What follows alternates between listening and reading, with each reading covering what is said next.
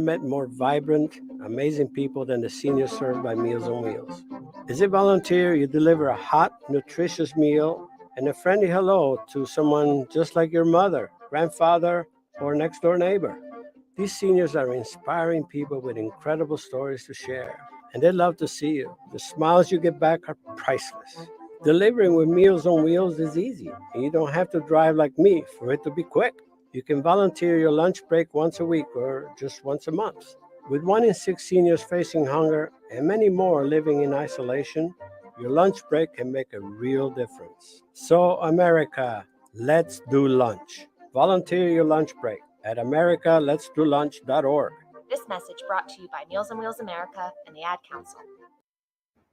Okay, Simon, what are you wearing right now? Nothing. That's right. And what do people normally wear? Clothes. Exactly. So now Mommy's going to teach you how to dress yourself. Clothes keep us warm, they look good, and if we go out without them, the neighbors will talk. So it's important to know how to get dressed. Here's how it's done. Underwear always comes first, name tag at the back, then pants, then shirt. Get the first button in the right hole or you have to start all over. If you're wearing a tie, it goes over, round, through, and pull tight. Tuck your shirt into your pants and zip up your fly. Socks going first, then shoes right on right, left on left. With shoelaces, just take the ends, cross them over, switch the loops. The rabbit goes down the hole, pull tight, and you're left with bunny ears. I love bunnies. Good to know. Now remember, spots don't go with stripes, socks don't go with sandals, and if you've tucked in your shirt, wear a belt. Got it? Why are your pants on your head? Most parenting is hard to do in just 2 minutes. But spending just 2 minutes twice a day making sure they brush their teeth is easier and could help save them from a lifetime of tooth pain. For fun 2-minute videos to watch while brushing, visit 2min2x.org. That's 2min2x.org. A message from the Partnership for Healthy Mouths, Healthy Lives, and the Ad Council.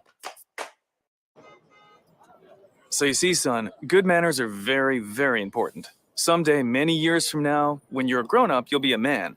And when you are, you should be a gentleman. Do you want me to go through it one more time? Yes. Yes, please. Yes, please. Exactly.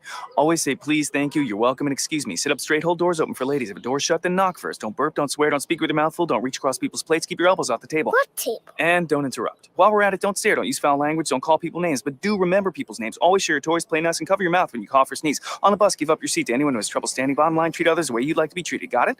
Got it. And stop picking your nose. Most parenting is hard to do in just 2 minutes. But spending just 2 minutes twice a day making sure they brush their teeth is easier and could help save them from a lifetime of tooth pain. For fun 2-minute videos to watch while brushing, visit 2min2x.org. That's 2min2x.org. A message from the Partnership for Healthy Mouths, Healthy Lives, and the Ad Council. Hey, there he is. How's it going? I'm having a stroke. Are you going to shake my hand or what? I'm having a stroke. Wow, you're not even moving your arm. I'm having a stroke. Are you okay? I'm having a stroke. Your face looks weird too. I'm having a stroke. Are you having a seizure or something? I'm having a stroke. When someone is having a stroke, they may not be able to say it with words, but their body language will tell you loud and clear. I'm having a stroke. You just need to know the sudden signs. Look for FAST, F-A-S-T. F, face drooping. A, arm weakness. Or S, speech difficulty. Then T, time. Time to call 911 immediately, because the sooner they get to the hospital, the sooner they'll get treatment. And that can make a remarkable difference in their recovery. Know the sudden signs. Face, arm, speech, time. Spot a stroke fast. Visit strokeassociation.org. Brought to you by the American Stroke Association and the Ad Council. The average time a resume spends on an HR manager's desk is 7 seconds. And most of them are tossed aside. Now imagine if one of those resumes belonged to Yasmin, who was living in a shelter, juggling 3 jobs. I had to be resilient. That's something that you can't teach. Or if that resume was from someone who worked 12-hour shifts at the recycling company with my dad, who's 72. That taught me a work ethic that I carry with me every day. We rely so much on a resume, yet it could never tell the full story of someone. Growing up where I did, a lot of things could have gotten in the way of my goals.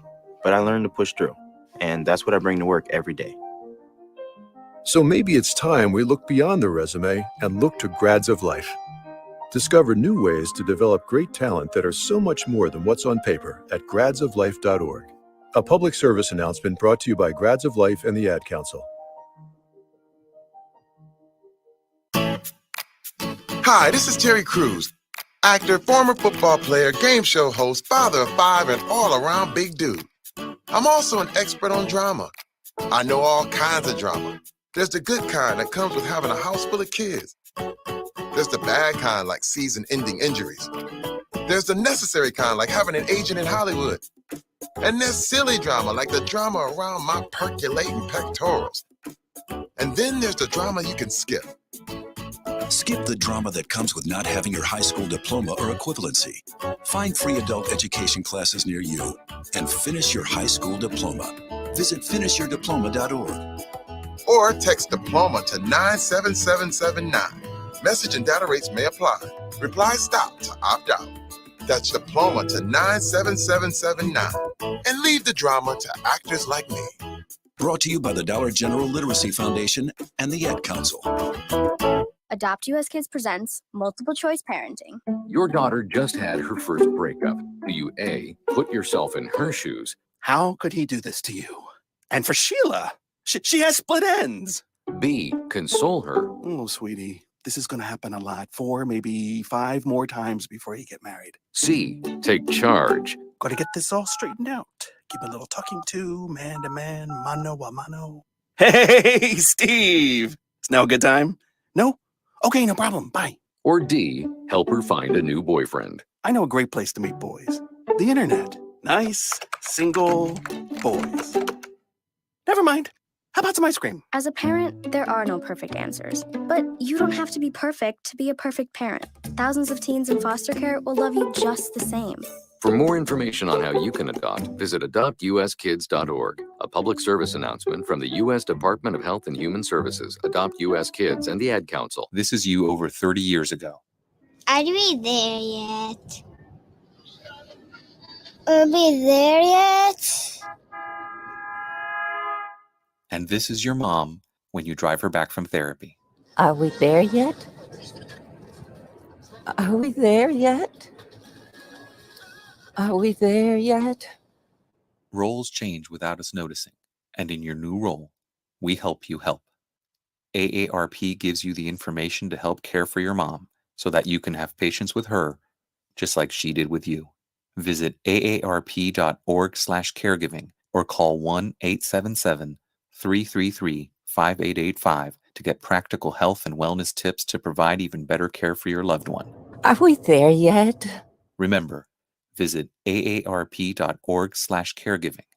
AARP, we help you help. A public service announcement brought to you by AARP and the Ad Council. When I was little, I didn't talk for a long time.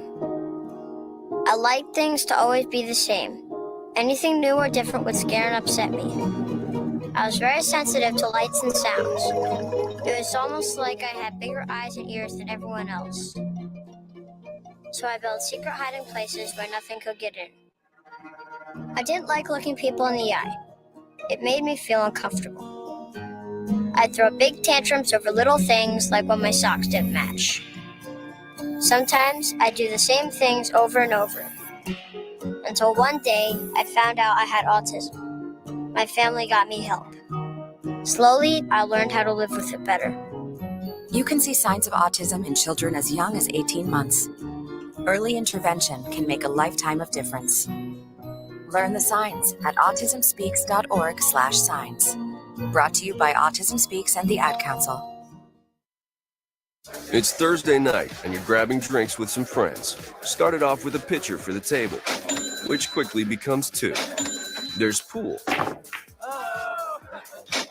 And there's the photo booth. All right, everybody squeeze in. Say cheese. Followed naturally by an order of wings. And another. Can we get some extra ranch sauce? Then there's the ceremonial nightcap. So what are we doing this weekend? And lastly, it's back to the car, which, if you're buzzed,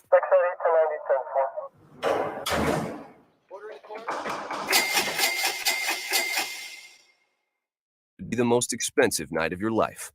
Getting pulled over for buzz driving could cost you around $10,000 in fines, legal fees, and increased insurance rates. Nothing kills a buzz like getting pulled over for buzz driving, because buzz driving is drunk driving. Brought to you by the National Highway Traffic Safety Administration and the Ad Council. You're listening to the Worldwide Sports Radio Network. What are you talking about? No, it's not him. There is only one more. There is only one more. That's it. One more. Get a rest! No! They saw your team put up zero effort. Wake up! Remember in the old days, they used to have oxygen for them. Where's the oxygen? Play like absolute just garbage. This is the Sports Loudmouths. Yay! Man, can you keep it down? I'm trying to introduce here. With Errol Marks and Speedy Petey. You're not even a has-been. You're a never was. You're a never was. It is no more July 4th. It's not Independence Day. It is the Sports Loudmouths Day. July 5th, ladies and gentlemen, 631-672-3108 is the number to call. You can go to our website at www.worldwidesportsradio.com. Listen to all our shows throughout the week, including the Sports Loudmouths, which airs every single Wednesdays, which we are live right now, 7 p.m., and Thursdays at 9 p.m. Great shows, great content, and great guests. Tune into the Worldwide Sports Radio Network throughout the week. www.worldwidesportsradio.com. Speedy Petey, happy, ex-4th of July. Ex-4th of July, even though it was just not too many hours ago. It was it's not 4th of July anymore, so yes. it's X. Yes, technically, yes. Yes. X marks the spot. Hope all the fans listening had a very happy 4th of July, had a lot of fun, had a safe travels if you were traveling as well. You were? Yes, I was. I was in Connecticut. It was actually interesting because there were fireworks actually right near my house, literally the house right near that. So we got to see them really up close. It was very, very cool. And it was like literally the neighbors had just moved in like 3 years ago too. And it was a great show. Our neighbors did some too. Did some sparklers. It was very cool. Sparklers are not fireworks. They're not fireworks. I know. They're like for kids. They're I know. Little boring things that flash in your hands. I know. They did a couple fireworks, but didn't have as many of them. But at the neighbors across the street, they were the big ones. You know what I used to like to do when I had M80s? I used to throw it like within 5 or 6 feet of my cousins, and it would blow. And everybody would tell me, "Are you nuts? That's a quarter stick of dynamite." But it was funny. When I was a kid, I was a little crazy. But I say, yeah, I'm crazy on the show. I'm crazy for real life. So I will say this. Happy 4th of July for everybody out there. I hope everybody had a great 4th. It's my favorite holiday. I was working. I was DJing on the 4th of July. I got a chance to watch a little bit of fireworks, but also was at a wedding, and it was a great wedding, by the way. 2 very loving people, and I was very excited to be there, and I got paid pretty well. So thank you to Fourth Generation and everybody out there that made my 4th of July just so hardworking. But anyways, Speedy, but besides your family weekend of holiday spirit, what else did you do? Barbecues. We did. There was a parade in the town too. We went to, and I had probably the best ribeye steak. We got these ribeye steaks. Yes, nice. It was probably the best one I ever had. That it was big too. Was it raw?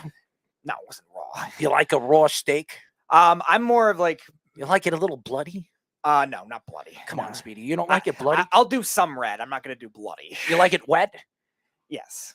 Nice and wet, right? Yeah, but not bloody. Like that's a flavor thing. There's a difference. You like the flavor, right? It has a little bit of a tangy taste to it. I'm like on the middle of like if you were to do like people that know steak cooking, medium rare. Well, I am not a chef, okay? So I'm not going to sit here and tell you that I am. I do like my steak a little bit medium well. But I can eat a bloody steak. And I think you're more of a carnivore. So I think, and like you said, you like sausages. And sausage, you like a dark, spicy sausage instead of a white, dry sausage. Am I right? You are right. See, I know you like a book. So Speedy likes it nice and wet. So there you go, guys. At 7:30, we'll be talking to free agent wide receiver Devon Williams, 23-year-old, undrafted free agent, signed with the Ravens last year and played for Oregon. So he will be joining us at 7:30. At 8 o'clock, we will be talking to former Orioles, Blue Jays, and Yankees pitcher, our friend, Josh Towers. We haven't spoken to Josh in a while. I know his son, the end of the season last year. I know his son and his nephew were playing baseball. Yes. I would love to see what they're doing right now. Damian Lillard requested a trade from the Trailblazers as he's pushing his way, like I was saying, to Miami. As we know, Pat Riley has done this before. He seems to get his man. So I believe Damian Lillard, one way or another, will be Miami Heat, probably in the next couple of weeks.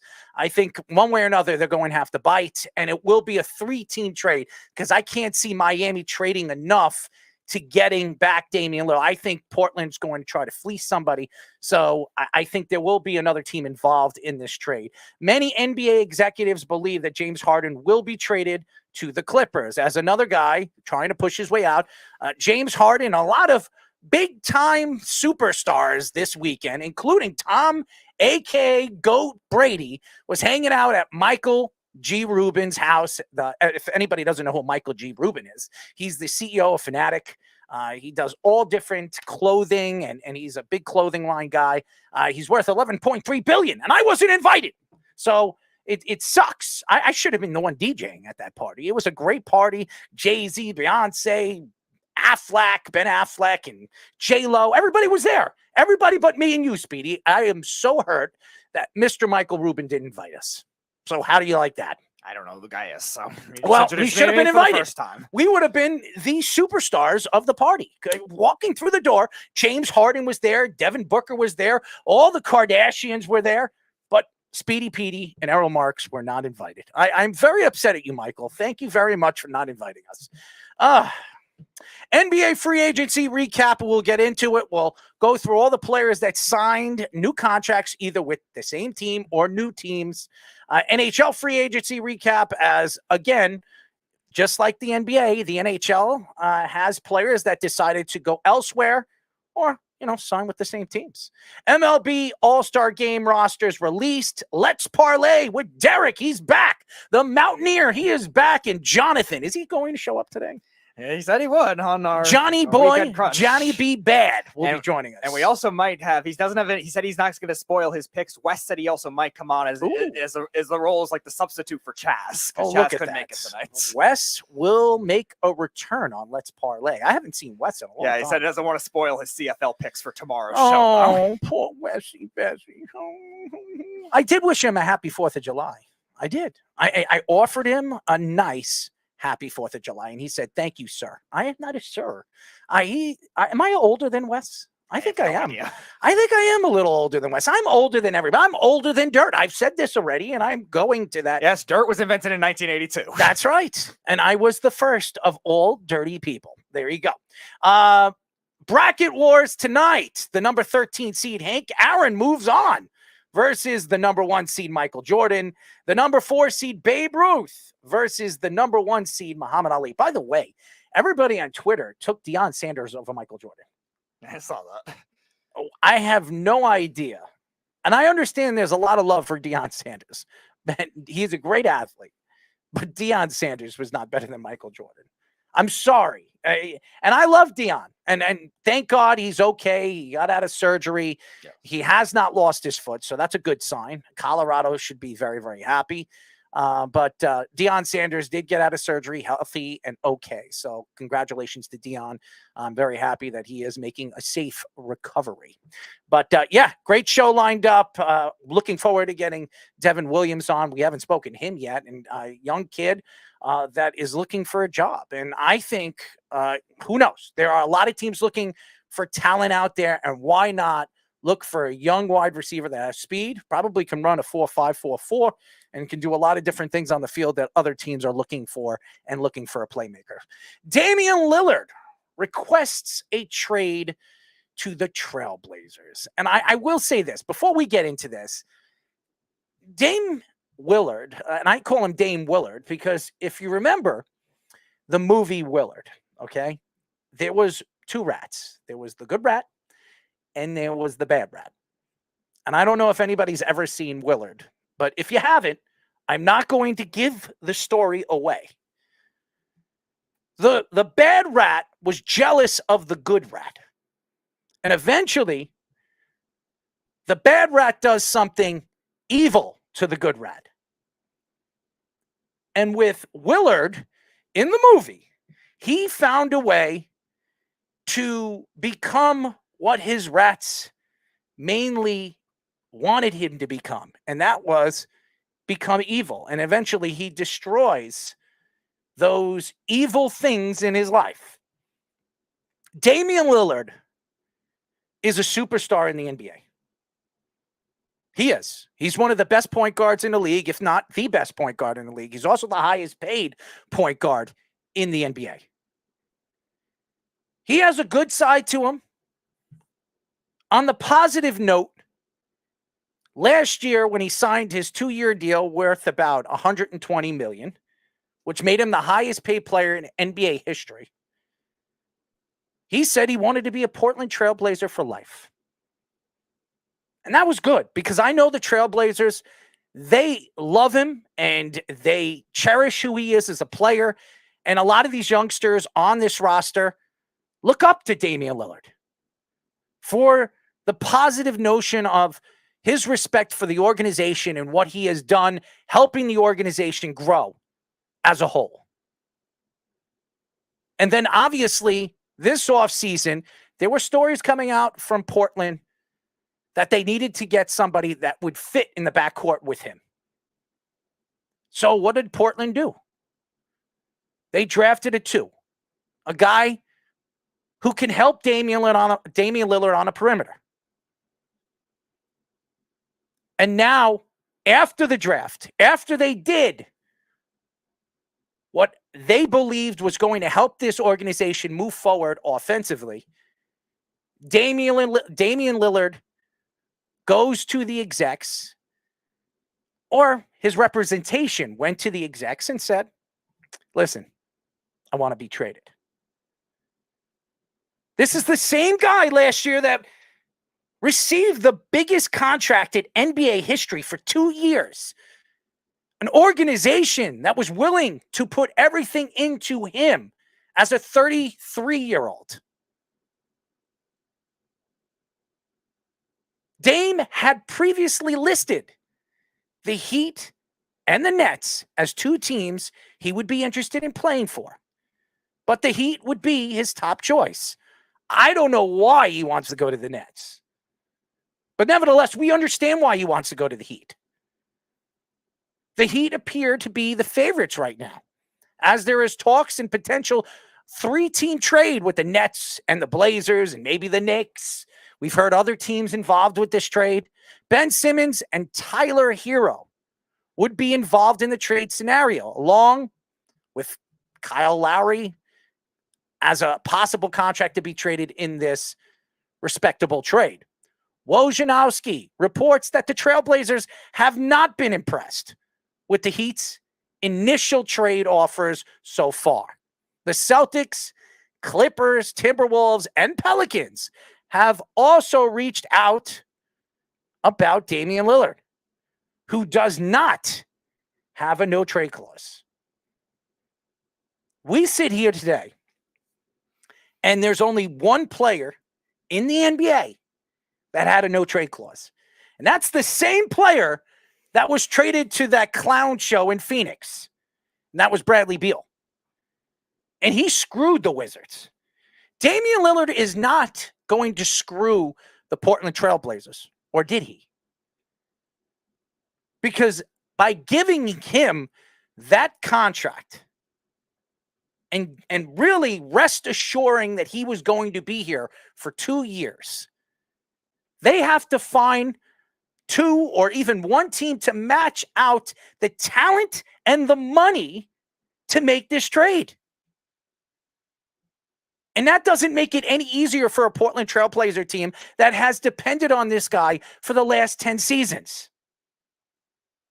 He is a fantastic talent. We all know it. He averaged over 30 points last year.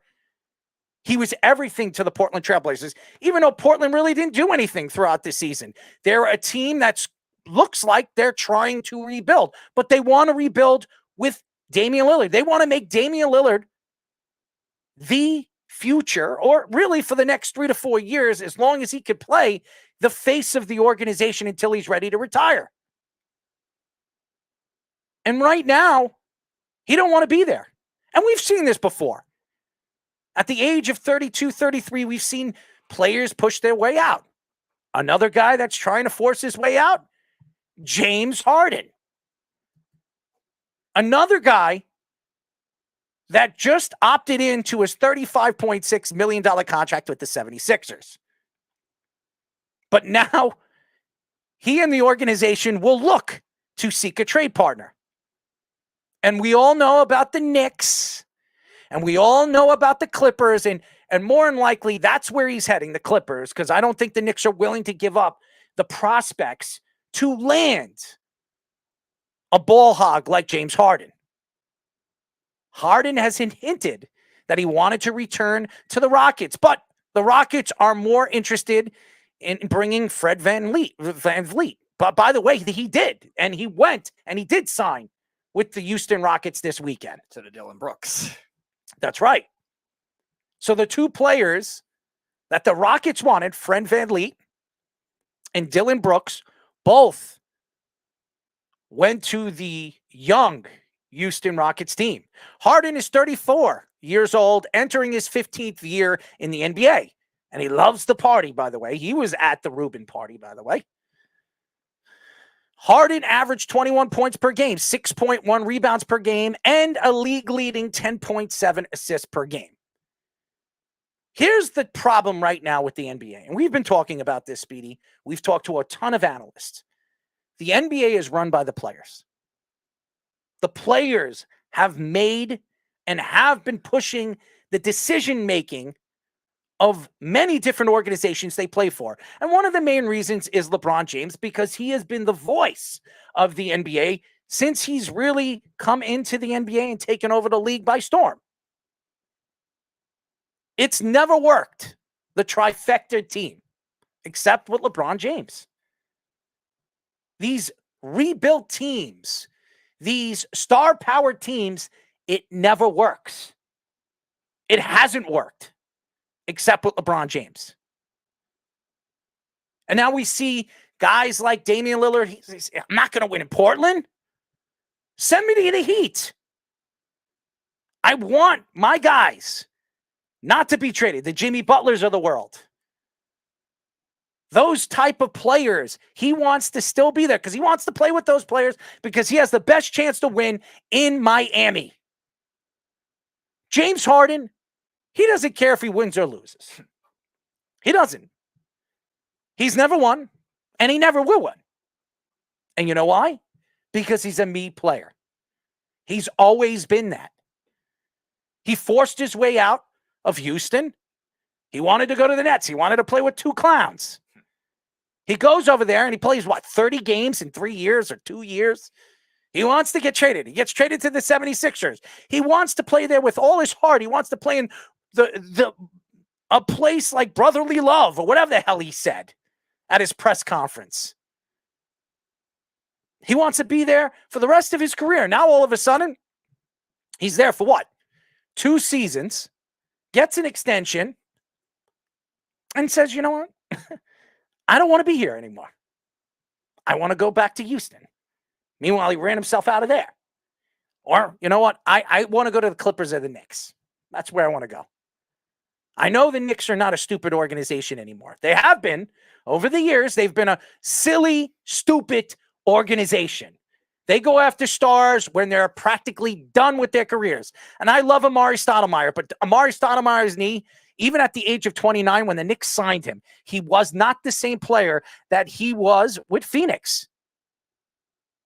But he drew Carmelo Anthony in the prime of his career at the age of 28, 29 years old, almost 30. It helped bring in a new star, a superstar. Did it help them win? No, it didn't.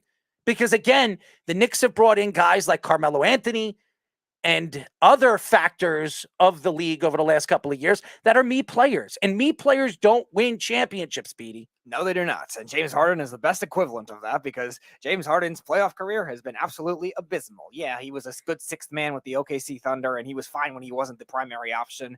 He might have had a good year, maybe a round or two with Houston, but beyond that, he's just been god-awful in the playoffs. Now, Damian Lillard has been a pretty good playoff player in his career so far on teams that weren't overly loaded. Yeah, LaMarcus Aldridge and CJ McCollum at one point, but again, Aldridge left pretty quickly. He went to go sign big money with the Spurs, and it was really Lillard and McCollum doing everything with that team and still got to the Western Conference Finals. So 2 very different situations. I think Damian Lillard finally has a spot that he wants to go to, which is the Miami Heat. I think he was looking for that team where he felt like he was the missing piece, and really there weren't any of those available like the last 2 years when Damian Lillard's trade rumors initially were there. James Harden just being James Harden. He's just saying, all right, I'm going to stay here for 2 years, and then I'm going to force my way out if something goddamn goes wrong again, which it seems like it already is. Doc Rivers fired, Nick Nurse coming in, Joel Embiid's not happy, and all of a sudden James Harden wants out again. And first of all, Snug, I'm reading all the stupid things that you post because you like to attack me in every kind of way. You're saying that Dame gave them plenty of time. Really? Did he really? He wasn't slow on signing that contract last year when he got $120 million, was he?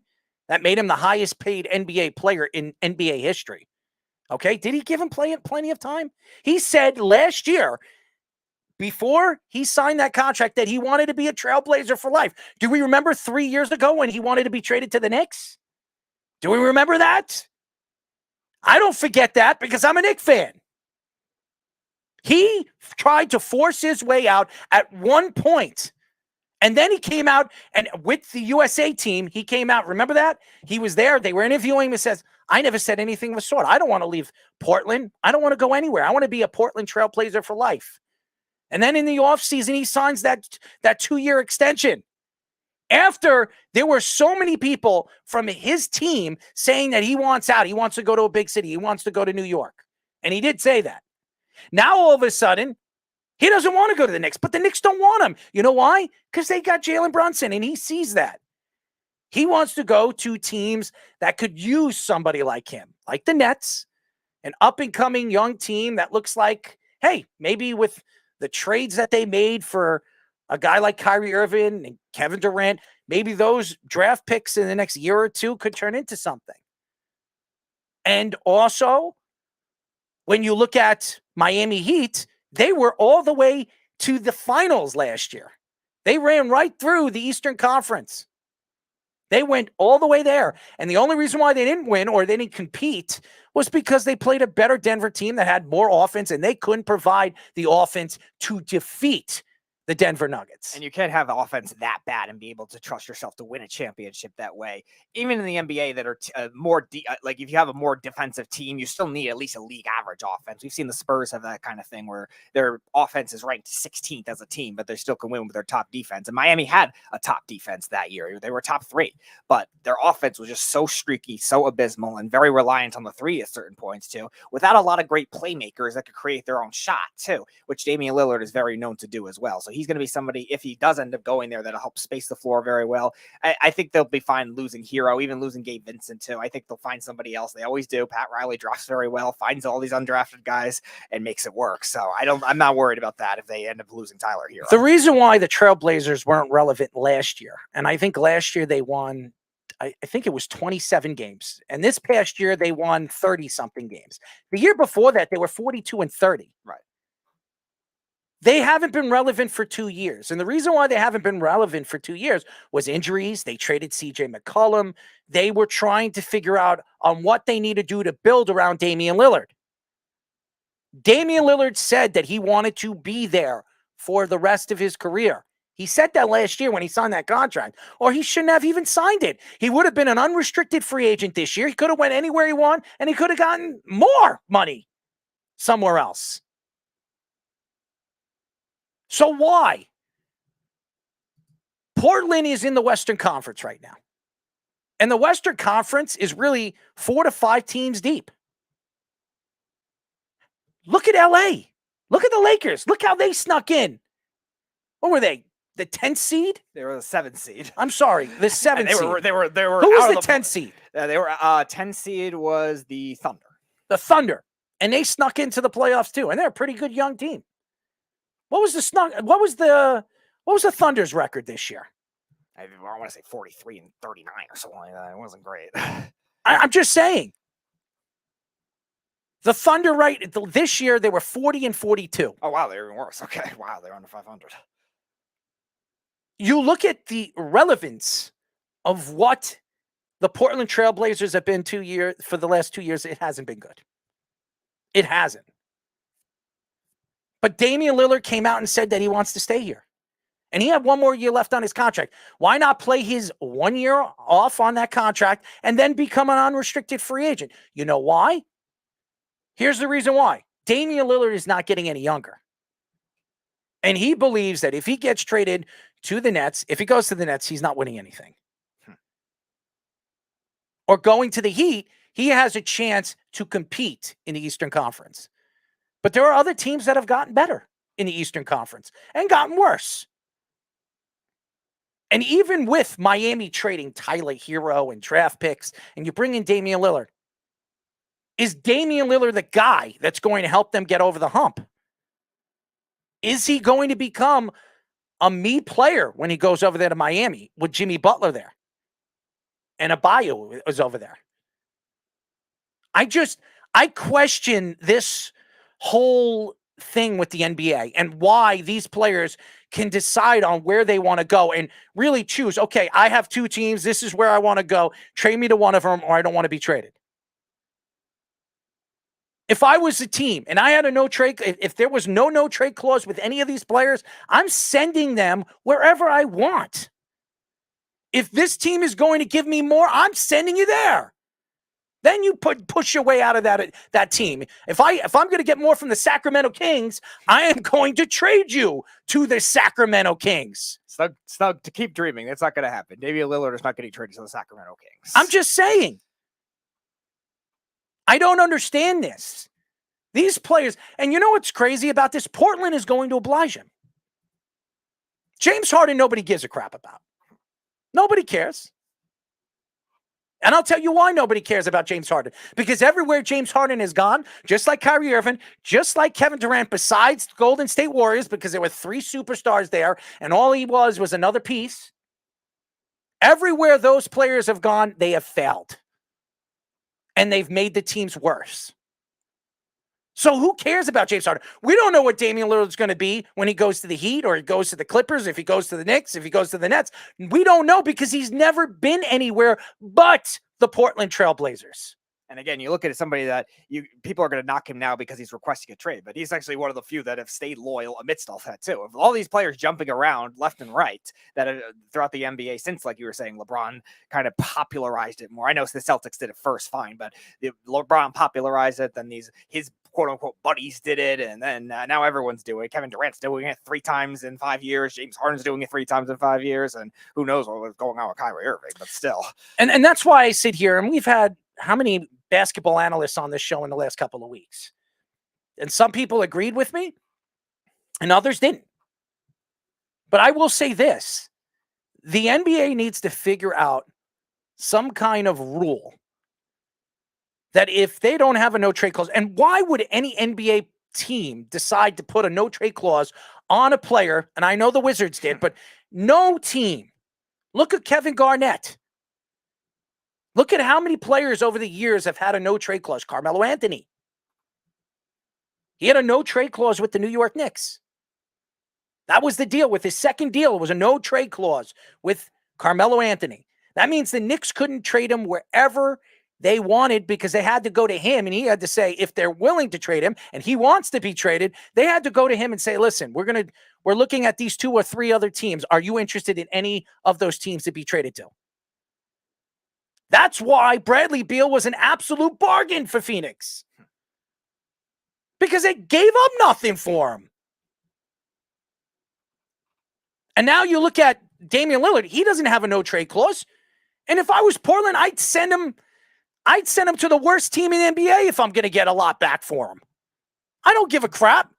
If you're willing to leave my organization, and you told me you want to be a trailblazer for life last year when we paid you $120 million and made you the highest paid NBA player in NBA history. And now all of a sudden after the first year and you choked. You did. You had a chance to make the playoffs. The last, 5 weeks? You fell apart. Your organization just couldn't keep it together. And you had a chance because you were only, 7 games out of a playoff spot? All it took was a couple more wins against some of the crappiest teams you lost against this year. I remember the Lakers had to get a late season surge to even get in, too. They were 11th for a while. They're better than the Lakers. The Lakers are garbage. Anthony Davis is a shell of himself. And LeBron James, fantastic player, They're not winning with that team. They have some good young players, and Reed. Did he sign somewhere else? Yeah, no, Reeves went back to the Lakers. Oh, okay. So and they also got Gabe Vincent from the Miami Heat. Okay, so there you go. I sit here today, and I don't know what Gabe Vincent is because he was really an additional player I think he was a G League player. He was an undrafted player. He went to, he was an undrafted guy out of like UC Santa Barbara or something like that. And he just did well enough in the playoffs just to destroy the Knicks and the Celtics. Yeah, and he played well, and he got his contract. And he goes to the Lakers, and he'll probably be a dud. But I can't sit here and say, hey, you know what? This is a good move. This was a great move. Because honestly, it isn't. And I can't sit here today and say that if I was the Portland Trailblazers and I'm talking to Damian Lillard and his agent and say, you know, you want to go to the Nets, you want to go to the Heat, but we're not getting any offers that are value to us to make that trade. We're not trading you. He could sit out all season. He could say, you know what, I'm not playing. And that will force the hand and make them trade him.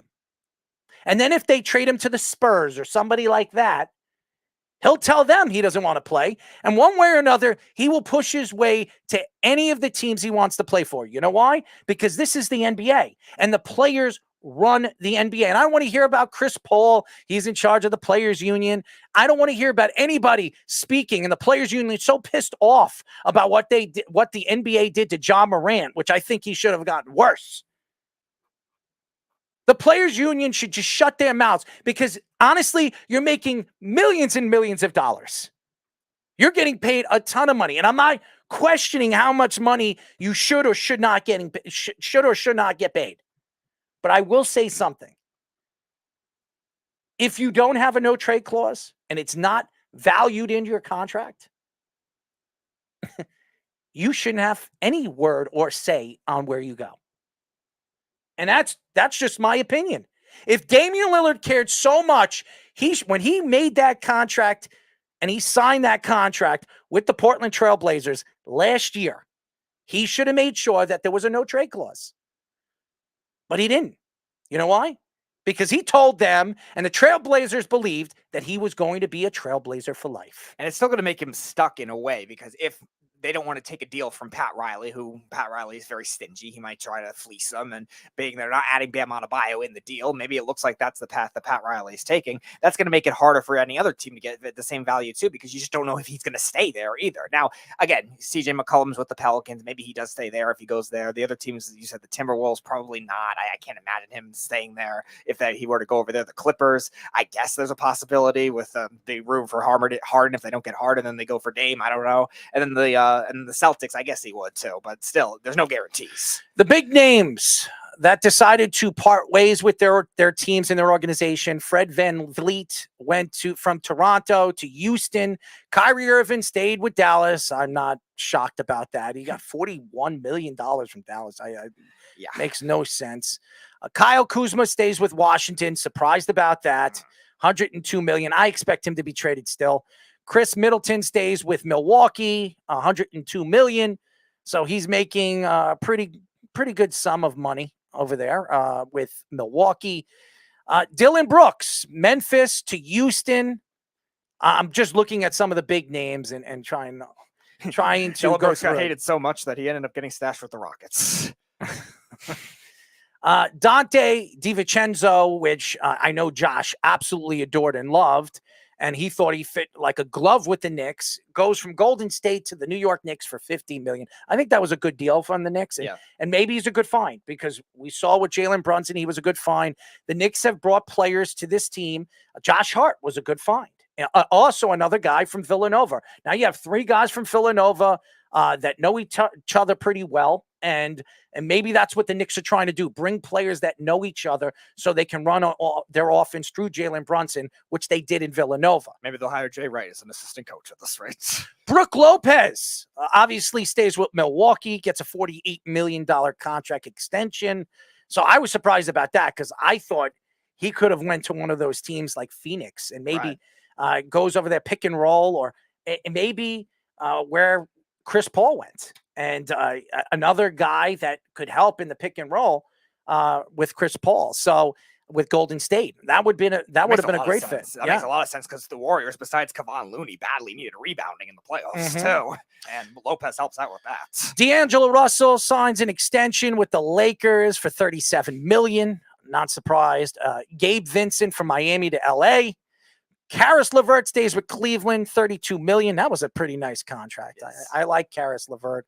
I'm surprised a lot of other teams wouldn't give him an offer or extend him with a bigger contract. So, injury risk. Yeah. Dennis Schroeder goes from LA to Toronto.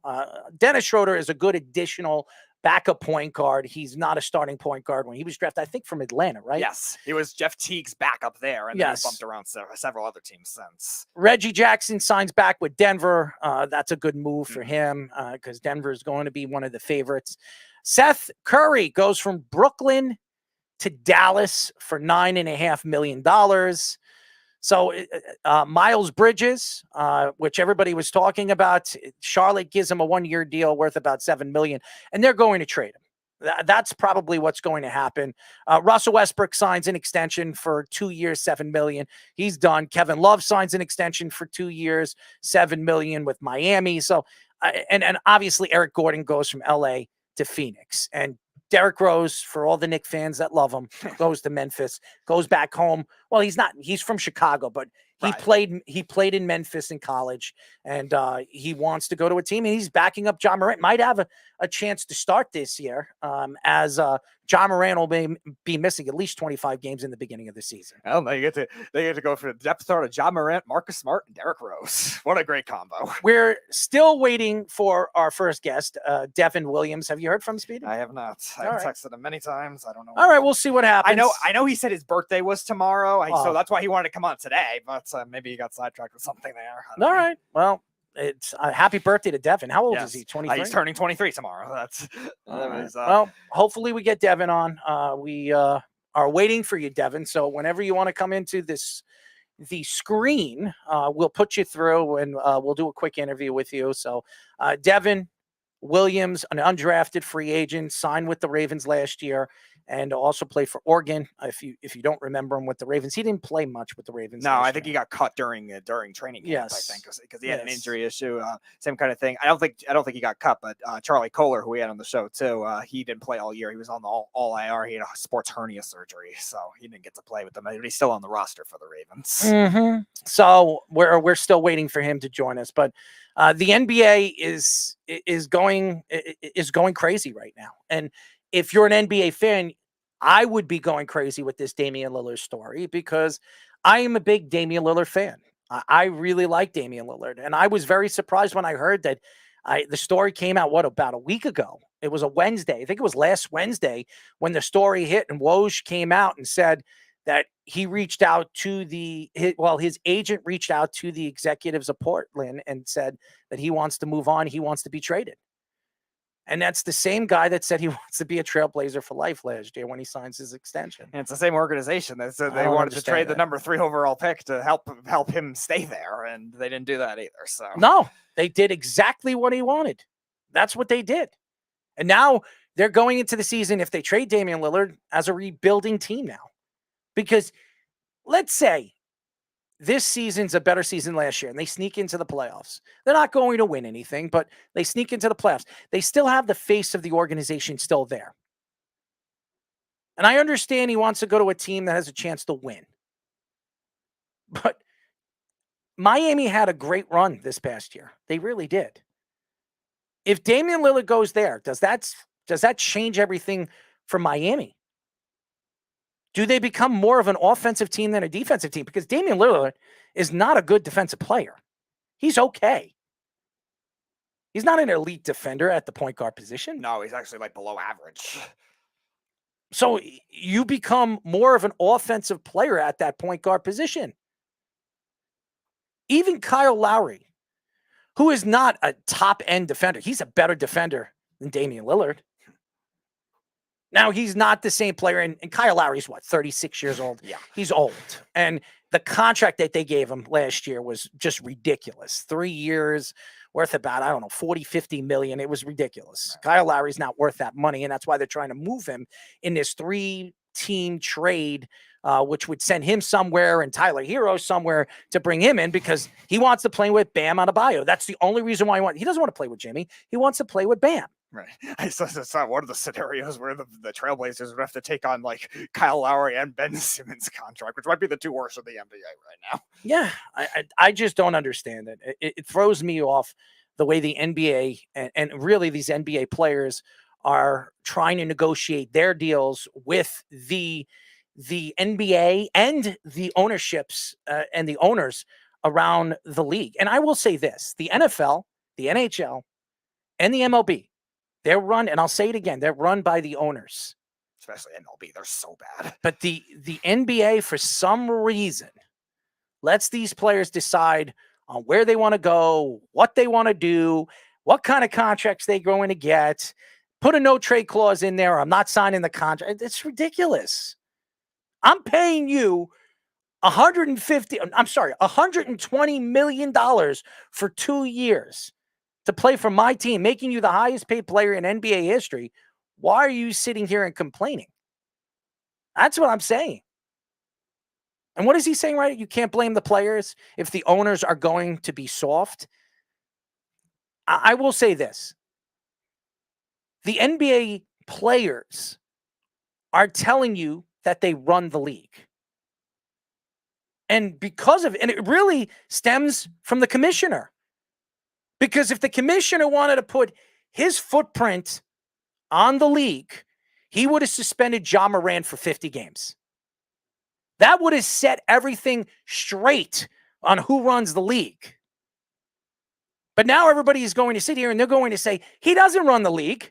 We run the league. The players union runs the league. The players union was pissed off that that he had 25 games, that Ja Morant got 25 games.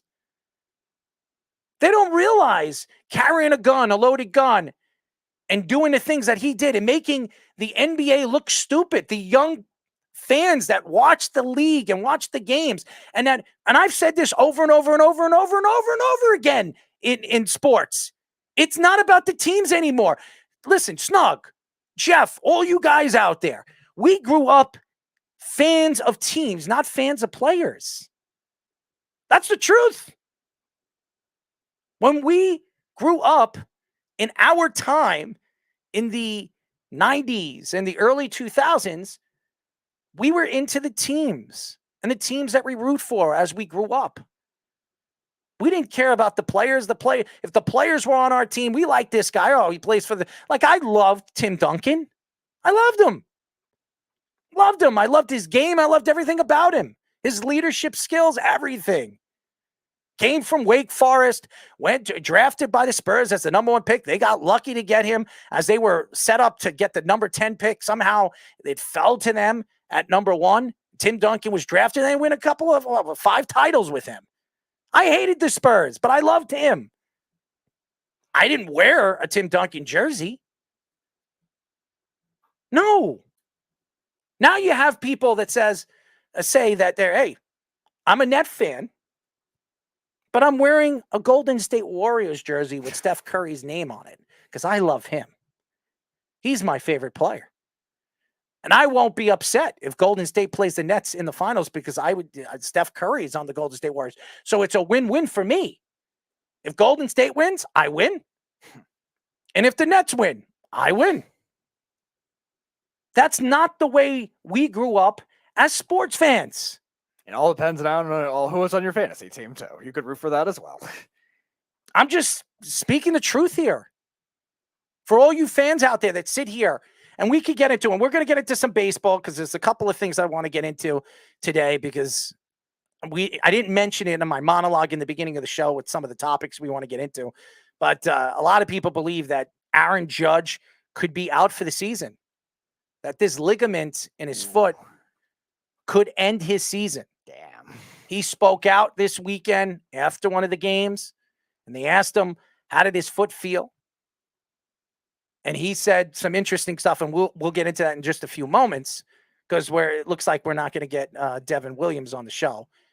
We want to apologize for all the fans. I know Devon is, it's his birthday, so I understand that. But, hopefully we get Devon on the show either next week or the week after. We hope. But happy birthday to Devon, 23 years old. And we will have our friend Josh Towers on at 8 o'clock. He will definitely be on the show. But I'm going to say this fairly with the NBA, and I'm going to close out with the NBA for the rest of the show because I don't want to talk about this anymore. We've been speaking about this for the last 40 minutes. Okay? The NBA needs to figure this out. When this CBA comes up again, and I think in another 4 years, the NBA ownership and the commissioner need to sit down together and figure out how they can take control of this league again. Because if they don't, it's going to get worse. Look at the world. Look what's going on in the world. We're learning that in professional sports. I'm not going to get into politics and religion or any of that stuff. That's not what I do on this show. But look what's going on in the world. Same thing with sports. When you will give a little piece and a voice to any of these players, they should have a voice, but not a voice of control. And as soon as LeBron decided to take his voice to that next level, it has ruined the game. Michael Jordan never did it. He never did it. As a matter of fact, on The Last Dance, when they interviewed Michael Jordan, they said, why didn't you speak more? Why didn't you say anything about certain things that were going on in the league? And he said, listen, I make sure that my body is healthy and I could play 82 games in a season because people pay good money to come and watch me play. Have you ever heard LeBron James say that? Have you heard any time in any place Kyrie Irving ever say that? No. You know why? Because they've become me players. It's become a full-end business. And the league and the world has changed because of it. Yeah, and you look at that generation of players, too, in particular. I mean, LeBron was a little older, but again, his peak years were around that time that all these young point guards broke out, too. And a lot of those, the ones that have the egos, too. Kevin Durant, Kyrie Irving, James Harden, we talked about already. And again, we've seen a lot more of them over the years, too. And we're seeing a lot of these younger players now, these younger superstars, not have that same level of it. I know people were making a big deal with Giannis and the post that he made this year and stuff like that, but he's always been kind of a more humble type superstar. Nikola Jokic, best player in the league, very humble superstar. Like, hopefully that's a good trend that's going in the other direction for the NBA, because these players that were drafted in the early 2010s, a lot of them, guys like Bradley Beal, like we were talking about before, Kyrie Irving, big, they're all runs that were forcing themselves out and trying to team up together. And we're not seeing that as much with these younger players, luckily.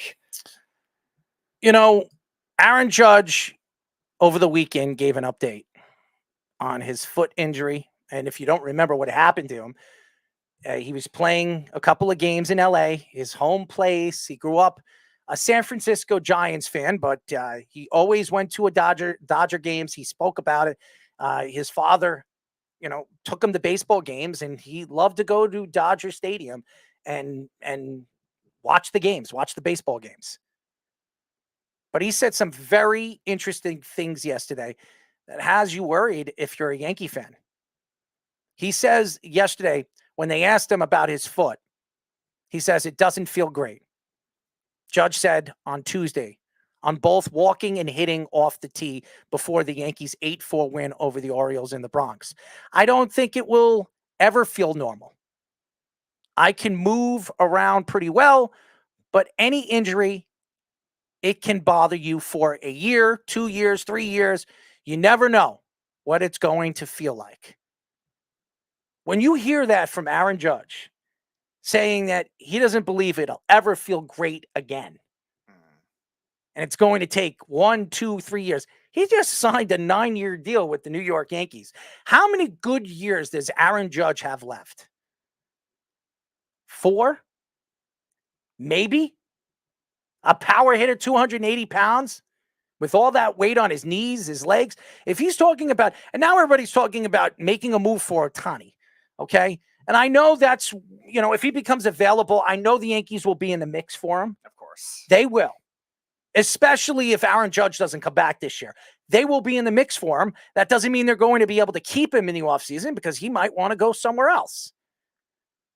But if the Yankees decide to make this trade, if it ever happens, if he becomes available, which right now the Angels are still a playoff-bound team.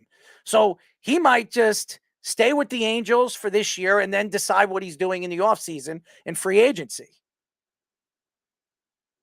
But I will say this, when you hear these words, it's definitely alarming. And it's so interesting because he's talking about surgery right now. And he says that he will not know until the second half of the season. He's not making any drastic predictions on what's going to happen in the second half of the season. But when he is talking about his toe, his foot, not going to be the same, maybe forever, it's telling you that he's going to need surgery. Yeah, and initially you're thinking like he's going to come back in a couple of weeks. It's just a toe injury. We've seen that linger a lot with football players, and they usually either play through it or they'll only miss one game. This is now a foot going onto it. That's going to make it a lot harder to be able to go long term and for the longevity that you want out of Aaron Judge, because especially for that 9-year contract, I mean, how much of it is going to be tradable at that point if he has all those injury issues too is going to be a big deal, because a foot injury is a lot different than a toe injury. Who do we have? Jeff. Jeff, what's up? You Yankees fans have nothing to worry about at all. Zero to worry about. That Yankees training staff is so good at working with their players that he'll be back in no time.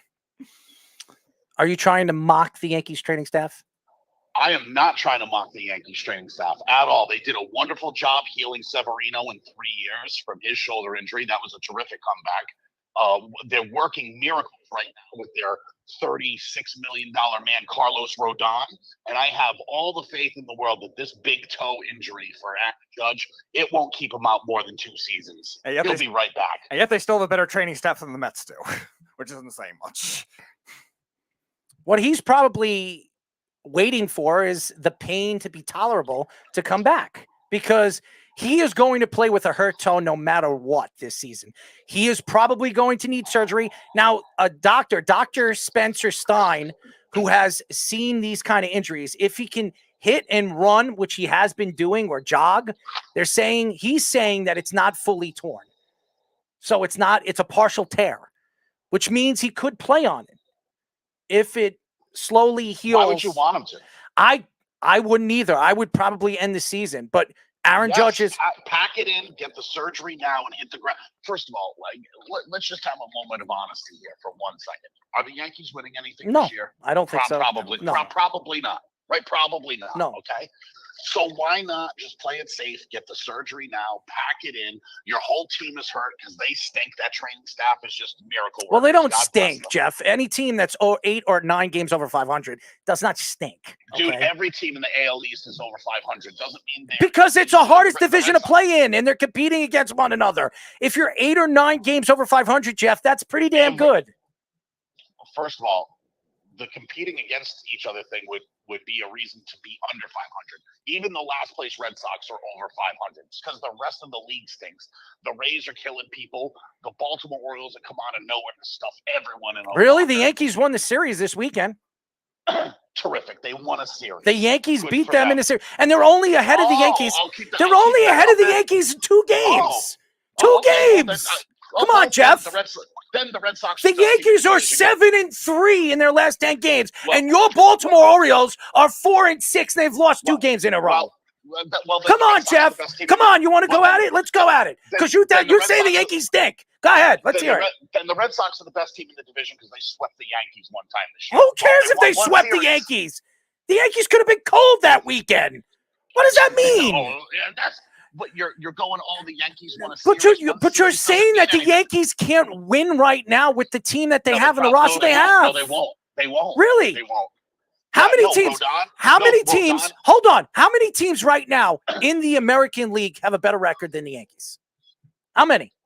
3. 3 teams. 3 teams. 3 out of how many teams? Is it 3? 15 teams. It's 3. Right. but that also doesn't count the National League. I mean, the Braves are on fire. I'm not talking about the National League because they're not meeting anybody in the National League unless they go to the World Series, and I don't believe the Yankees are going there. Right, but with Rodon hurt and Judge hurt, you're probably not set up. But Rodon, they're saying Rodon will be back at the end of July. I know. But that's what they're saying. They're saying that he's getting better, that he's throwing the ball. Well, working with that wonderful training staff, I'm sure he is coming right back. How'd that work for Severino? But that's what I'm saying, Jeff. I'm saying right now, let's say the Yankees decide to pack it in with Aaron Judge, and they tell him, and then they go at the trading deadline, you say, you know what? We can make a move for Ohtani. We can make a move for this guy. We can add this bat in the middle of our lineup. He's not Aaron Judge, but hey, he's a pretty good bat. And we put him in. For Ohtani. I'm not saying Ohtani. I'm just mentioning a name. Whoever becomes available. I mention Ohtani because there are stories coming out that if he becomes available, the Yankees will be interested. So to sit here and say that they won't be doesn't mean that they won't. And again, I'm not even mentioning Ohtani. Let's bring in. You did twice.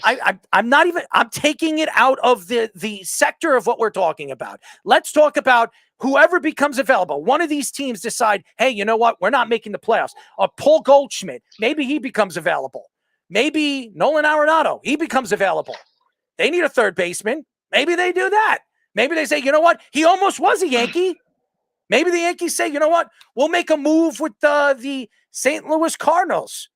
Because guess what? They made a move last year, and 2 years ago, and they added Bader. And Bader's been pretty good with the Yankees when he does play. When he does play. Well, the Yankees every year win the trading deadline. Didn't they win it last year with the kid from Oakland? Listen, Jeff. I know what you're going to do, and I'm not sticking up for everything the Yankees have done because the Yankees have done some stupid things. We all know this. Deadline. No, they didn't. And stop with your crap. You immediately declared that. Really? Even when Juan Soto. Really? You did. Go back and listen to that show. Yes. When they made that trade, nobody knew that he was as injured as he was. They traded him, and he had a hurt shoulder. Nobody knew that. And it's just unbelievable. And his what is his they have a great track record. His aunt died or something like that. Right. And he missed a couple of games, and it affected his juju for the season. Again, you look at it, and I'm not going with Frankie Montas and everybody. I'm not going with what the Yankees did last year. I'm talking about now. And Brian Cashman, say whatever you want. He's not very good at finding pitchers, but we have seen him bring players in, and it's worked. At the trade deadline, he'll find players, maybe players that didn't work over there in St. Louis or Cincinnati or Atlanta. He brings them to the Yankees, and they start hitting. Now, I'm not saying that's going to happen either, but the Yankees are still in a playoff spot. They're in a playoff position. Who's to say that Brian Cashman doesn't make a trade? He probably will. They do every year. They get some weird ancillary piece every year, so they probably will make a trade. Weird? They brought in Bader. Bader was the best offensive player they had in the playoffs last year. Right. When was the last time but you just were mentioning, and I'm going off of what you mentioned. You just mentioned like Goldschmidt or Arenado. When was the last time at the trade deadline they made a move like that? Because it's not. They get the Frankie Montas and the Baders, and they try to make like a sneaky good move. They never end up getting the guy that's like the big split. Like even last year, when you declared the Yankees the winner, and the Yankees got Frankie Montas. Well, the Padres got Soto, and that still wasn't good enough. Like they're not the team that gets Soto at the trading. First of all, we all said the Padres were the winners. The Padres, we all said yes, we did. You get Juan Soto. Don't tell me I didn't think the Padres didn't win the trade deadline. We did. We talked about it. I'm going to go ahead, you do it. They also had, what's his name again? The relief pitcher. A hater. They absolutely did win the trade deadline last year. Stop it, Jeff. I said the Yankees did very well adding Frankie Montas, but nobody thought that Frankie Montas wasn't 100% healthy. This guy was a Cy Young candidate 2 years before. He was the 6th or 5th best pitcher in baseball. And now all of a sudden, because he wasn't hurt, he was hurt, and because of his aunt situation, he wasn't the same player. And we'll see what happens at the end of the season when he comes back. But it's also not hard to be the 5th or 6th best pitcher in baseball when you pitch in that park. You know what I'm saying? Like when you pitch in Oakland, look at what happens in Oakland. Even wife beaters can pitch perfect games in Oakland. Here we go again. And by the way, one of the Yankee players, and Jimmy Cordero was suspended. under the MLB domestic violence policy. He is suspended for the season. Don't worry. He'll be back playing for the Yankees. You guys, No, Yankees he's and out for Cowboys of Major the League Yankees will not bring him back, even though Aaron Judge was very upset about it. He spoke, throughout the season on how important Jimmy Cordero has been in the locker room. He was not happy to hear about this. He actually came out on social media and spoke about it. So, but Jeff, call back a little bit later. You think Aaron Judge was upset about it? Wait till you find out what Cordero's wife felt about it. Oh, jeez, I know. Goodbye, but Judge Jeff. felt bad, so that's call all that back really later, matters. Jeff. We got to get a I guest on. I know. It get beat up. Goodbye, but Aaron Judge Jeff. felt bad, so good call. Goodbye. Goodbye, Jeff. Oh my God, please. Hey. Jesus. I love the guy. He hates the Yankees. Oh my God. Even with me, and I know everybody thinks because I'm a Yankee fan, I do a radio show, I'm going to stick up for the Yankees. I will give the Yankees crap. But to say that the Yankees have not played well with garbage in their lineup, and it's garbage. It is absolute garbage in their lineup. And they're still, they won the series against Baltimore this weekend. And Baltimore, they're playing such great baseball. They're 4-6 in their last 10 games. As good as Baltimore has played all season long, they've played like crap their last 10 games.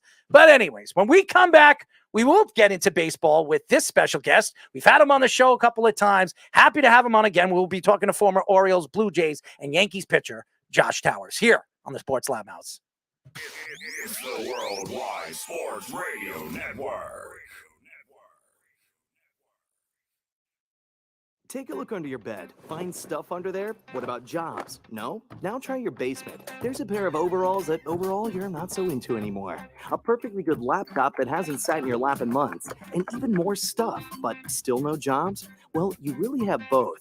See, stuff is defined as household articles considered as a group. Sometimes this stuff is no longer needed. Wait, no longer needed? That can't be right. Because remember those jobs you were looking for? Those are really needed, and they're the stuff inside your stuff. Even inside that winter coat that moved with you to Phoenix. Our job is to unlock those jobs, and it starts when you donate your stuff to your local Goodwill. Here's how we do it. When you donate to Goodwill, we sell your stuff to provide job training for people right here in your community. So just by teaming up with Goodwill, you help create jobs. And isn't that worth parting with the leftover guitar from your 80s cover band? Goodwill. Donate stuff, create jobs. Find your nearest donation center at goodwill.org. A message from Goodwill and the Ad Council. You're listening to the Worldwide Sports Radio Network. This is the Sports Loudmouths. 631-672-3108 is the number. Jeff got me so angry. I'm just tired. I'm tired of arguing with this guy about the Yankees. I really am. Yeah, we're live. Remember, you can go to our website at www.worldwidesportsradio.com. Check out all our shows throughout the week, including the Sports Loudmouth, which airs every single Wednesdays at 7 p.m. and Thursdays at 9 p.m. Good content, great guests, and yes, crazy callers like Jeff. Listen to the Worldwide Sports Radio every single week as we have a bunch of shows throughout the country. And now, ladies and gentlemen, we have a sports guy, a baseball guy that could give us some of his thoughts on what's going on with baseball right now. We are now talking to former Orioles, Blue Jays, and Yankees pitcher Josh Towers. Josh, what's up, man? What's up, boys? How are you? You look good, man. You look good. Look good. I miss you guys, man. You don't invite me on enough. Oh, it's his fault, man. It is, right? That's it's his fault. It's not my fault. He's the one who schedules all the guests that we have on the show. Right. And then, they sent me a link, and then they said they sent it. They never really did send it. So then I was like, look at that, Speedy. Want me? Look at that, Speedy. Maybe that's what happened to Devon today. Bro, let me show you boys something. We got the coolest thing ever here in Las Vegas. We have this thing called Premier League Wiffle. And our season starts today, but we have a professional wiffle ball league off of Buddy's property. So today's opening night. When this stadium's done, it's amazing. The old stadium was one of the coolest things I've ever seen. So baseball's in the air, boys. You have a beautiful home, by the way. It ain't me. This is my man Adam. Oh, there you go. He just invites us over to take over. Hey, listen, you probably have a beautiful home. So I'll compliment him and I'll compliment you. So I don't have a home like that. So I live in a nice place, but it's just somewhere to lay your head, right? That's yeah. Hey, listen, we live in this world. Thank God we're alive and we can eat and we have a house over our head. The humidity here is terrible, Josh. It is disgusting out right now. we don't get it too much, but when it even cranks up just a little bit, people lose their mind here. We don't know what to do with it. Yeah. We are talking to former Orioles, Blue Jays, and Yankees pitcher Josh Towers. He's been on our show before. Great personality. His son plays ball. His nephew, I think it's your nephew, right? Your nephew plays ball. Two boys. Your two boys. Your two sons. Yeah. Yeah, so his two sons played baseball, had a pretty long career in the major leagues. It's not easy playing in the majors, and when you get called up, it's like God's coming down and giving you the power. So having a career like that, I mean, Listen, it would be a lot easier if the Derek Jeters and Albert Pujols and Frank Thomas of the world would stop trying to hit homers off you. It would be a lot easier. Well, Frank Thomas was a pretty good power hitter, and Albert Pujols is one of the best right-handed hitters in baseball. And Derek Jeter, who I'm not. Everybody says, "Why aren't you a Yankee? You're a Yankee fan. Why aren't you a big Derek Jeter fan?" I said, "You know what? Growing up, because I knew what Derek Jeter. First of all, he took the captaincy from Don Mattingly. Don Mattingly is my favorite player growing up. By the way, two of the nicest people you'll ever meet. Yes. Well, I met Derek Jeter. And I tried to interview him 3 or 4 times, and he didn't give me that good of interviews. So I had a bad situation a couple of times with Derek. So I am not a big fan of him as a person. Maybe I'm wrong. I sat with Alex Rodriguez, and Alex and me were talking about football. We didn't say one word about baseball. We was talking about this. Listen, I'm going to be honest with you. That doesn't say a lot about you. Well, thank you, Josh. Thank you for throwing me under the bus. But anyways, hey, listen, I grew up a baseball fan, not a player fan, and a team fan. And we were just talking about it. We were talking about it just a little while ago with the NBA. The NBA has become a players' league, and now these players are running the league, and these fans are not team fans, they're player fans, and they follow those players. That's because of fantasy, and that's the way the league is transitioned. When we were kids, Josh, we grew up fans of teams. We rooted for teams. Why did that change, you think? Is it social media? Is it the structure? Because it kind of relates to what I was talking to somebody with today. I had a kid, I was doing lessons today, and the kid was asking me about baseball, and Tampa Bay got brought up, and the Braves, and he was talking about the Braves have, I think the whole infield is on the starting lineup of the All-Star team, but yet the Rays, who are arguably the best team in baseball, I don't think have any starters. And I said, they're built differently. I said, Atlanta's a tough one because they're such a good team, but they also have these high-profile guys. I mean, again, they're on TV, they're out there. I said, but Tampa is built from an organizational standpoint on winning. It's about winning to that organization. So what do? They have amazing coaches, and then they put people in positions to help them succeed. They're not trying to build individual stars. When they get to that point, they ship them out. And so how these teams are formed, how these players are formed, it's slightly different. We don't have too many Tampa Bay Rays anymore. Mm-hmm. We have more of the New York Mets. We have a bunch of stars, but yet we have not figured out how to ask those stars to play as a team yet, right? So it's kind of, you're right. It was different when we were growing up, but again, like it's the same thing on all the like ESPN or whatever it is. We have major stars. I mean, my good friend we talked about, Frank Thomas, he works for Fox with David Ortiz and A-Rod and Jeter peeped his face in there, right? Like it's such a job that we all want these days, but nobody wanted it until John Crook did it. Mm-hmm. Like nobody wanted it. Now everybody wants it, but the TV life, the social media life has really changed the dynamics. And, it's so easy to become famous off of TikTok or something where you don't really do anything to get famous. And so I think there's a lot lost in not just baseball of society today, but fame. If I catch fame and I get paid 40 million, 30 million, 20 million, and you don't care really if I win or not, then what's my motivation? That bothers me because it bothers me because we do a show and we have a show on 103.9 FM here on Long Island, and we do a show. We have a show live that we do on Wednesdays and Thursdays, and we have a network out here. And I don't think when you see what's going on in ESPN right now, and they're firing all these guys, and these are former players. These are former players making so much, millions and millions of dollars. Okay, there's 40 jobs that were lost, 40. And then you look at people like us where we're jamming and we're doing, and I'm not taking shots at anybody. I'm not going to throw any analyst under the bus. I believe we're better than every single one of those guys. Here's a problem. Well, not a problem, but I think a lot of those people were really, really good at their jobs. I Mhm. think Jalen Rose and guys like that, Van Gundy, I think they're fantastic Mhm. at their jobs. But then what happens? I think they brought in Pat McAfee to fill a spot, if I'm not Stabilize mistaken. it. But what is Pat doing? He's and I'm not saying he's not good, so don't take this the wrong way. No. But the flavor of the month, like he's the hot commodity right now. He's the guy on the pedestal. He's the guy that everybody's tuning into. We want to see him. He's exciting. He's electric. He's eccentric. He's all of those things. And so right now, that's what's good for business. That's what's good for the brand. And so it's easy to get rid of some of the other stuff who maybe haven't created that buzz on socials to bring in somebody else who has. So then we deal with that as well, right? And so what these people have to do is figure out what's best for the business. Is this it? Is it bringing in the flavors of the month every time? Yeah.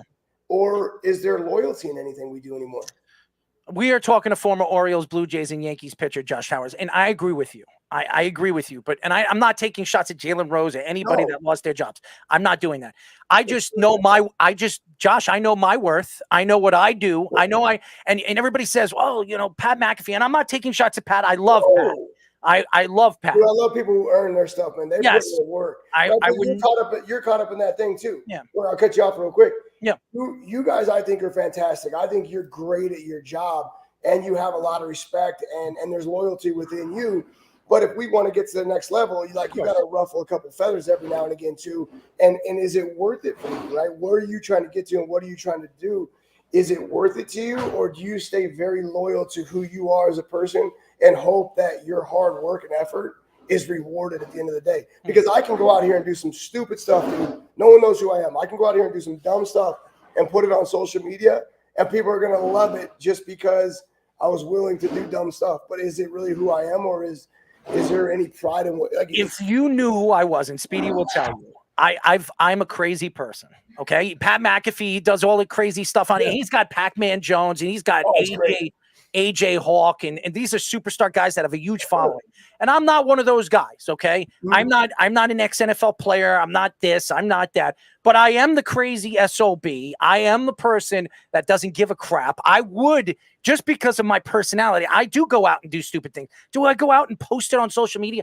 That's not me. What I do is, if you know how crazy I am and how eccentric I am, you would know that what I do and what I produce and how I push it out, not only through media, but through technology and understanding the digital wave and how the digital wave has changed everything. I think that people would understand that we are as good as anybody in the industry right now. Yeah, I'm not going to doubt it. I'm not going to deny it. I know. It's just about creating that buzz and getting your followers and all of that stuff. That's what it's like. I mean, I told you when I started doing this stuff years ago, the lady who was helping me was like, we have to get your how many followers you have on Twitter or whatever. And she's like, we have to get that number up. Like, that's all it was about. Yeah. Yeah, I wanted to ask you from the MLB player popularity standpoint too, because it's always said that baseball doesn't market their players well enough too. Like, is there any ways that you think like that kind of thing could help MLB players grow in terms of the popularity besides the Shohei Ohtanis and the Aaron Judges that are already kind of popular? Yeah, again, like, what is the UFC, right? They're a marketing company. Is MLB a marketing company? Is that their job?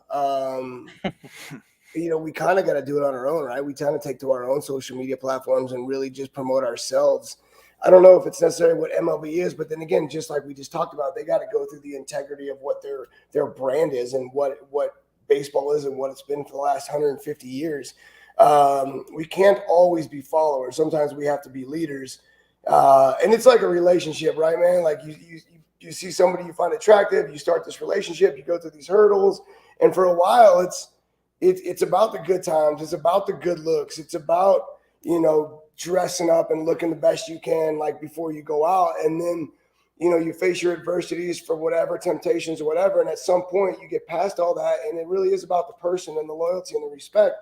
And where are we at with MLB? What stage are we at? And are they going to fall to temptations of what everybody else is? Or are they going to stay loyal to what makes them our national pastime? I mean, I think they do a pretty good job, but they have, I think we talked about it last time, they have given in a little bit with all these rule changes that have kind of altered. I mean, they're trying to play catch up to social media and keep my attention.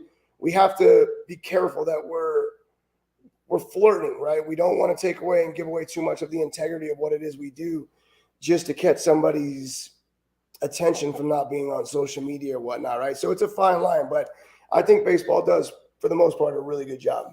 We are talking to former Orioles, Blue Jays, Yankees, and pitcher Josh Towers. You know, Josh, and social media is very, very important to the growth of what you're trying to do. There's no question. And we have a really good following on Twitter and on Instagram. And I don't really go on Instagram. It's the Twitter that and I have like almost 6,000 people that follow me on Twitter. And I don't even go on Twitter. Yes, Speedy. I never go on Twitter. I never post What about anything. TikTok, though? TikTok's blowing up. Oh, stop. I am No, I know, but it's great for business. We post up things on TikTok. We do. And we get somebody, you know, you had to start when TikTok came out. And that's what happens. When TikTok came out, it exploded. Everything blew up. And then everybody, you have this guy going around in the city. He's crazy and eccentric and he's nuts. And he goes around, he dances, he does this humping thing in a train, and he's got millions of people following him. You just have to have your niche. Well, I don't care what it I'm is. not doing that. I'm sorry. I do it. I don't want to tape myself. I'm not going to go on and spin on a freaking railing and do something stupid. But what you do is you hire somebody to have that camera on you and cut and paste and create their own things, and you just be you. But we create this little niche that supports sports loudmouths, man. And it just, dude, it's easy, simple, and somebody else is carrying the camera for it. But I'm telling you, bro, you guys deserve to be seen by more people. Well, listen, we really appreciate you and give us all the compliments you want. Keep throwing it to us. Keep throwing it. I'm catching it. And, I'm not blowing a kiss to you because that's not what I do, my friend. But I'll give you a handshake. Let's do it like a handshake. You put your hand out like over here. Let's pretend we're shaking. There we go. There we go. There you go, Josh. I'm trying now. There we go. There we go. You see, I shook your hand. It's a virtual shake. Okay. So, but let's get into some baseball. And the New York Yankees, okay, everybody keeps talking about this team, that they should decide to sit Aaron Judge out for the season. This ligament is not going to get any better. And why don't he just get that bad hitting? I'm sorry? Is it affecting him that bad hitting? Well, he says that it's not doing well. He was out there at the Oriole games this weekend. He mentioned that it's not doing well. He is jogging. He is hitting the ball off the tee, but he says it still feels a little rough. He also came out, Josh, and said that he doesn't believe it's ever going to get better in the next 1 or 2 or even 3 years, and which tells me that he is probably going to need surgery either in the offseason or in the second half of the season. So I understand what everybody is saying. We had Jeff call the show and be a complete ass. Okay. So we know what he's all about and how much he can't stand the New York Yankees. But the Yankees are 10 games over 500. They're 2 games behind Baltimore. They're the second hottest team in the American League right now with a lineup that absolutely stinks. Okay. Harrison Bader comes back. He's getting hot. We've talked about this a million times. I'm telling you, offense is so irrelevant. It's unbelievable. And at Yankee Stadium, dude, it's a porch. It's 313 or whatever it is down the line. There's no foul territory. Like, anybody can be a lot more successful there. The problem is the mindset. We go to that stadium and think that we all need to hit bombs, but I don't have to. It is built for contact. And if I put it in play, I'm going to hit a lot more homers there than I am in Atlanta or anywhere else because of the way it's built. So it goes back to the basics. More than anything in the world, that stadium is built to stay back the other way, to really become a pure hitter again. If DJ LeMahieu would go back to doing what he did in Colorado, he would be one of the greatest hitters we've seen in the game. But we all get pull happy when we go to this yard because it's so close. It's that reverse mindset. It's like that we trick ourselves. Oh, it's close, I'll pull. No, go back to the basics to where missed contact becomes home runs at this stadium. The other thing is this team, just like everything else, is built on pitching. If you want to win, if we genuinely want to win, it's built on pitching and pitching only. Let your bullpen, which is not as good as it was, but it could be. Let that number one in the league right now. It's the number one in the league. And remember, was it 2 years ago? Last year maybe. All the starters went 7 innings or more. And that's what led that foundation. And it put that team, that bullpen, in a position to really succeed. If they can get back to that mindset, they're still one of the most dominant players. Our team, and we have the lefty Rodon, who we hadn't seen pitch, but he's coming back. They are loaded with what they need to be loaded on. But our talks are always about offense. If I'm not mistaken, Ronald Acuna got hurt not too long ago. done for the year, and I'm pretty sure Atlanta had a pretty good season that year. You can replace one of these guys. I don't want to replace Aaron Judge for 10 years, but I can replace Aaron Judge right now for the rest of the season, and it's not going to affect me. Look what this is so important, y'all, but look what so Acuna, and then look when Bryce got hurt. What did they do? They went and added 2 catchers and the lefty from Arizona, Pat Corbin, right? So they went and added the 2 most important positions in baseball, 2 guys that were willing to be you start, no, you start, no, you start. They're willing to be a teamwork behind the plate. And then you added a lefty pitcher that was important. They went on to do some damage over there, and they won the World Series, right? So, like, they have to reset their mindset. It is not about offense, and this team's never going to hit, but they can do enough for Garrett Cole or any of these guys, Severino, Germán. They can do enough for these guys. I mean, listen, are you hitting first today and second today and third today? Anthony Rizzo, where are you hitting today? I don't know. Well, that's not that fun when there's no consistency. But, like, Rizzo is a very good player still. But you got Torres. You got Stanton. Stanton is 100% a guy that you put in off the bench. He is a $40 million bench player. He's nothing more. But you have to learn to put these guys in a position. He's never going to be something else. He's not. Like, longevity has proven who he is. But there's still value in him. Use him well enough. Bowers. Donaldson's old. He's past his prime. So put him in a position to succeed. But if we're really strapping these boys to our backs and thinking that Stanton and Donaldson and these guys are players that can carry us offensively, well, we're being so unhonest and so unrealistic to that guy in the mirror looking back. They're not those guys. And outside of the 1 year for Stanton, he was never that guy, right? But JD can play some third base. He can prevent some runs from scoring. And so they have the team that can win. I just feel like as fans and as a team, they're going about it and approaching it the wrong way. So you being a former pitcher, we've seen a lot of these sticky substance controversies this year throughout the year. So where do you stand on a lot of them that have happened? And like you as a pitcher, like how did you try to avoid that in terms of getting the grip on the ball, stuff like that? Yeah, we have to find different ways. It's not like, I know there are times I want to cheat. There are times legitimately I need to have an edge. I mean, again, I can't go up there and Josh Howard versus Aaron Judge. I'm power on power, mano on mano. I'm not going to win that battle too many times, right? So then we got to start using this thing. So I have to have an advantage, and there are times where I want to cheat, but I got to be honest with you guys, man. 90, 95, 98% of the time, I just want to grip the ball. I just want to be able to hold the ball. And I say it to these dudes, go up there and bat with no pine tar, no gloves, no sticky substance, holding that bat in your hand. It is slick. It's going to go flying in the stand. People are going to get hurt. They're using that legitly because they want to be able to grip the bat and be under control of that weapon while they're hitting, not for any other reason. We're very, very similar in that regard. Now, can I use that stuff to make the ball move and do more stuff? For sure.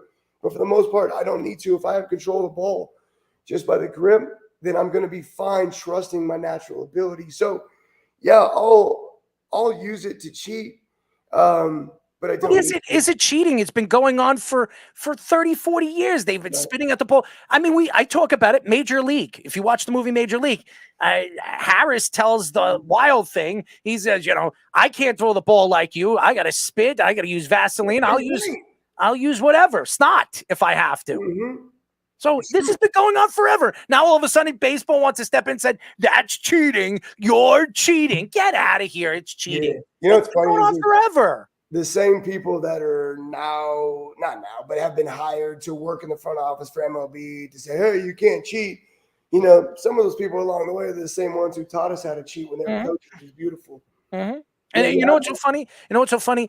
Everybody was okay about steroids. Bud Selig was okay about steroids when it was going on. What's wrong with them? Mm-hmm. I don't think there's anything wrong with it. Since the beginning of time, like, how many people in the Hall of Fame use steroids? Since the beginning of time, it's always been a part of our game, right? And now all of a sudden it's this big deal. Look, here's the deal, dude. If you took steroids right now, do you think you can go hit in the big leagues? No, not at all. No chance. I got a lot of guys out here. Kid just walked in. He used to play minor league baseball. There's a lot of dudes out here that play college baseball. A couple played. I think 1 or 2 played minor league baseball. It doesn't matter. It doesn't matter. Like, there's such a massive separation in talent and doing this. You can take whatever you want. It doesn't matter. But why does it help guys on that level? One, there's this mental side, right? So it gives us this air of confidence. to where we're kind of tricking our brain. But 2, it keeps me healthy. It keeps me healthy, and that's all I need, right? So there's not this huge advantage that it really does. What's it going to do? Take a ball that you're hitting 440 and make it 460? Or what, right? I agree with you. And by the way, we are talking to former Orioles, Blue Jays, and Yankees pitcher Josh Towers. And I agree with everything. We've had different people argue that point. And that's why I sit back, and there's a lot of things about what's going on in baseball. I like the new rules. I like that they're not shifting anymore. I like the pitch clock. It speeds up the game. It gets the batters in the box, which has been a problem even with the Yankees. I watched the Yankees for years, and Chuck Knobloch. I remember how long he was standing outside the box. Yeah, well, they Kenny Lofton used to walk up and hear his whole song. I think I told you guys, but I ever tell you my Jeter story where I stepped off the back of the mound? No. I didn't tell you guys this? No, for sure I would have. So, they all take their time. Nomar used to have his things, good people, but it doesn't matter. So what did Derek do? And he would just dig in with his back foot, keep his hand up the whole time, right? And take his time. And it gets boring. Like, it's like, dude, uncle at this point. So the shot clock was always something that if you knew how to use, we were using it for a long time, so you can use that to your advantage. And so the guys like myself who work fast, the Derricks of the world who did that, they wanted us to slow down, right? I mean, they want to control the pace. I want to control the pace. So I got mad. I wasn't, it wasn't my best day. I got mad. I was in Toronto, and Derrick's doing that. See if we can change this camera angle. Derrick's doing that. And so I legitimately walk off the back of the mound, and I just kind of sit here, and I basically – put my hat down and just sat here. And the umpire and Jeter were like, "What are you doing?" Like, "Josh, what are you doing?" And I was like, and I just sat here. And so then the umpire takes a couple steps up and he's like, "Josh, what are you doing?"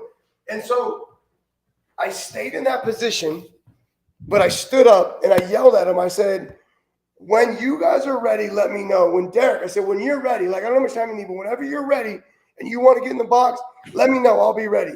But until that time, what do I need to stand on this mound for? Like, do you want me to get the ground screw out so I can help you clean the plate? What do you want, dude?" I was like, "But you know what? Take your time. You guys let me know when you're ready, and I'll be on the mound." So Derrick didn't like it very much. So I was like this, and he hops in the box. So I took my hat, jumped on the mound, and just went like that fast. And what did he do? He grounded out to second base the very next pitch. And he was pissed because he allowed me to take back control, to get him out of his rhythm. He allowed me to make kind of a mockery of the whole thing in Toronto. So he grounds out right away. He wasn't happy. What did he do the next at bat? And it took forever. Baby, he took forever. And I gave it to him. I gave it right back to him. What did he do? He got a base hit. So it pissed me off, but it taught me a lot. It taught him a lot, man. It's crazy. But like, unless and Scherzer started to do this, and some of these veterans started to really make a mockery of these rules in spring training, which I appreciated because some of these rules aren't thought out by the commissioner and some other people. And they need to be, right? They need to be. Yeah, I wanted to ask you from a mechanical standpoint as a pitcher, like how do you adjust if you're trying to pitch faster as a whole? Because we've seen a lot of guys with kind of unorthodox delivery struggle too, in addition to those older pitchers. It's not hard, right? It's just using your brain. You got to be willing to adjust or make changes, and that's the whole thing. We get so routine oriented that we don't want to deviate from our routine, from our plan, unless we're like forced to or made to. And so now that's like, it's causing me to, bro, you have no idea how many guys, if it's like a rain delay, how pissed off we get because it alters my time schedule. I mean, listen, if the game's at 7:05, at 6:25, I'm walking out. At 6:30, I'm stretching. At 6:40, I'm throwing my first throw. At 6:46, I'm making my way back in. At 6:50, I'm on the mound. At 6:57, we're walking in to be on time for the anthem. We're so oriented, we hate it. And so that's the one thing where people just get a little stubborn because they don't want to change their plan. But if we really learn how to use this, it could be a very big advantage for pitchers. We are talking to former Orioles, Blue Jays, and Yankees pitcher Josh Towers. We talked about steroids. We talked about pine tar or whatever the hell the spit. I never, for whatever reason, I never wanted to get in trouble, which I regret now. I wish I just would have. And I knew I was never going to the Hall of Fame, right? If I really would have sat down and thought about it a little bit more, I would have took steroids for sure. I just didn't want to get in trouble for what reason, right? But like for me, it would just been about making money. Because again, what kind of player was I? Was I really going to be a Hall of Famer? Like I would have had to be Greg Maddux, right? With the same type of stuff, but it wasn't reality. I would have for sure, if I can do it all again right now, I would for sure would have took steroids. 100%. And, and Josh, we can bring you back and have the Mets sign you because they need pitching. I can throw strikes. That's easy.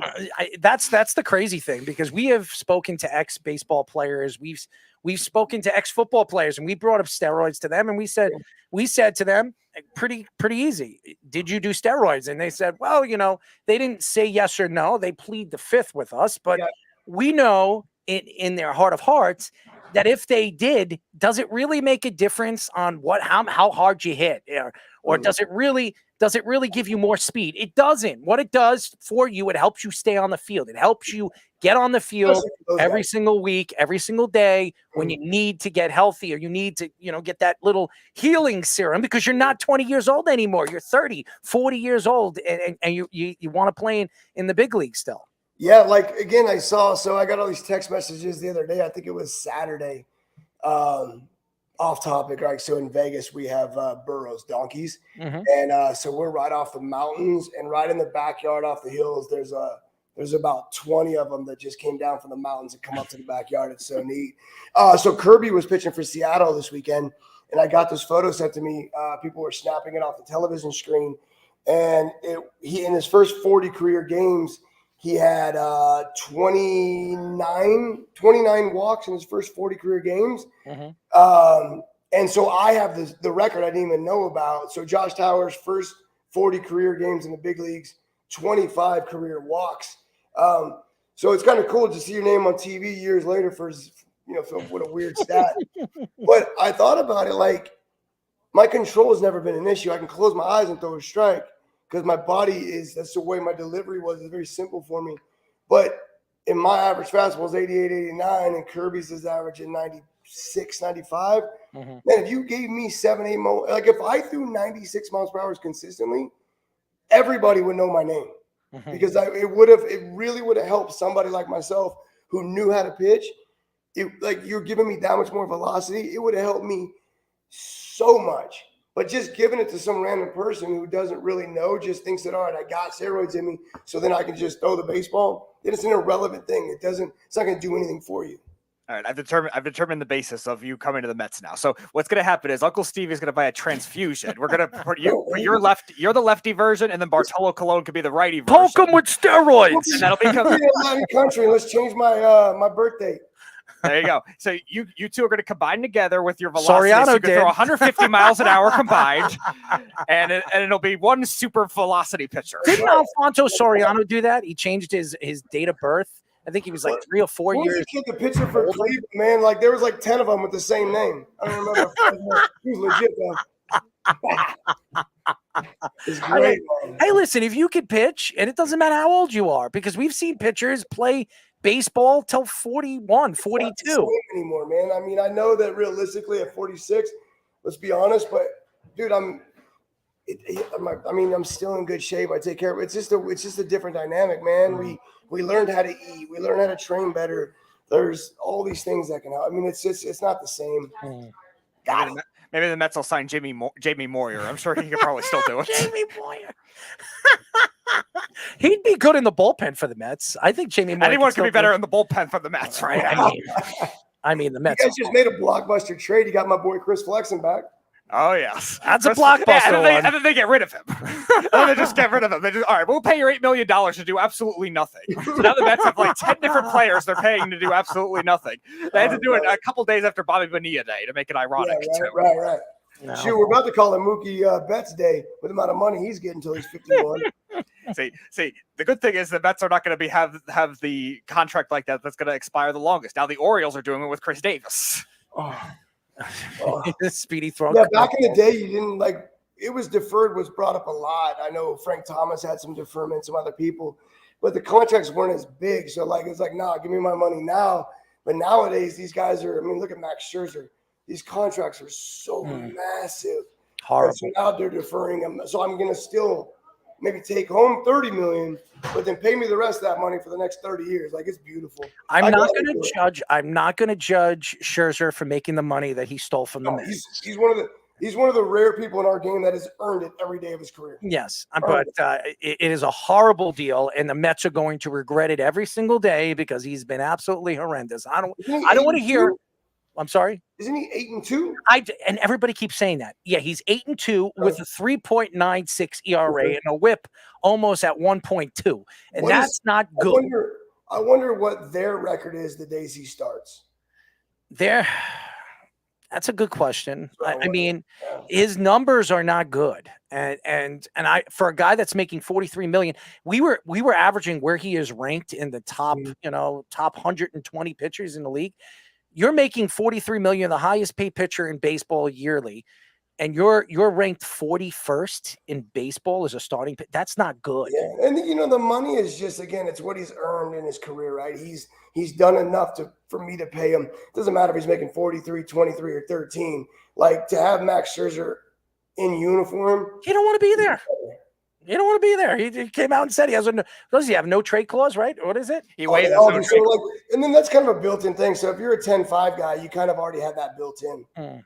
By the way, he is 8-5. The team is 8-5 in his starts collectively. Because you're right. I know the bullpen blew one recently, so that didn't help. Yeah.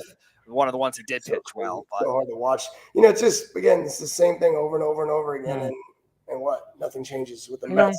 But he's still a 4.03 ERA, 9.84 strikeouts, and a 1.2 WHIP. Which it's not good. It's not good. And I'm sorry. Everybody says he has value. What value does he have? Here's the value. He's not healthy anymore. He is not the same Max Scherzer. And I had a fight. We had the Nationals broadcast. What's she? A journalist? She's the Athletics' Britt Giroli. Yes, and she was very close with Max. Very, very close. We're also very good friends with Charlie Slows, who's the voice of the Washington Nationals. And he tells us how great he is. He's going to fit with the Mets. And I said to Charlie, and I'll say it again, Max Scherzer, you watch. He is, every time the Mets bring in a player of that magnitude at that age, it never works. And she yelled at me and she told me I didn't know what I was talking about. Speedy has been reaching out to her for the past months. The lady doesn't want to come on our show again because she knows what I'm going to do to her. I am going to ruin her because she yelled at me and told me I don't know what the hell I'm talking about. This is Max Scherzer. Who are you? That's what she said. And I said, hey, I might not be anybody you know, but I can tell you this. I know sports and I know baseball, and wherever they go, especially if they go to the Mets, it never works. Ask Jason Bay. That's all I'm going to say. JB. That's right. Who was an MVP candidate with the Boston Red Sox. Yeah. And then all of a sudden he goes. He was so good in Pitt. Yeah. Yeah. He was in Pittsburgh too. He was fantastic. He was a fantastic play. He goes to the Mets and he becomes the worst player in the league. It's easy to do. I mean, that city's not for everybody too, right? Like you have to understand that city. We sign with a lot of teams because of contracts, right? That's the first team that offered, or they offer the most, or whatever. But you got to be like, it's got to feel home, and not everybody wants that city life. And listen, you're walking down the street, going shopping, maybe grabbing a bite, getting ready to hop a cab to the field, and you got fans cussing you out, telling you how bad you suck. Like, you got to have thick skin, man. You know what I would do if they cursed at me and they tell me, hey, Errol, you're an asshole. You know what I tell them? I pull down my pants and have my ass hanging out and say, you see this? Kiss this. That's what I'd say. That's what I'd say. I don't give a crap what anybody says about me. We have guys call the show. They attack me. They want to side me, and I tell them to go kiss my ass. And that's what you have to do. In that city alone, like specifically, you have to. Like, you have to, man. And somebody says you suck and you went 0 for 4 last night. Bro, you're right. I do suck. And I'll get better. That's my job. I'll try to get better. You're right. Thank you for that. And then you diffuse it, right? You learn. Yeah, well, there's a lot of players in this world that just didn't like that. As we know a lot of guys that come here, and we were talking about it last year. A bunch of pitchers have come to the Yankees, and then they go somewhere else, and then they become superstars again. We've seen this over, and Sonny Gray being another one. Oh, look at what Sonny Gray couldn't pitch, and anywhere where there was pressure like that, he couldn't do it. But then you take pressure away from Oakland and Minnesota, and this kid is legit. God, the brain is such a crazy thing. It is. I mean, he's so talented, man. Well, you're talented. We really appreciate you joining us. I appreciate you, man. And anytime. And listen, anytime you want to come on with us, you just reach out to us, and we'll have you on whenever. Man, I remember the last time you were on Twitter. You have 3,400 and some odd fans. Look at you. You're going up and up and up and up. You're right about it. And listen, man, I started working with my boys over at the Circa in Las Vegas downtown. Mm-hmm. Best casino, best sports book you're ever going to see. If you ever want to watch sports at a pool, it's it. So all your listeners, come see me over there and ask for me. We got some betting guys in about 20 minutes, so they'll be Turn interested them my in way. that. Let's go. Give my number.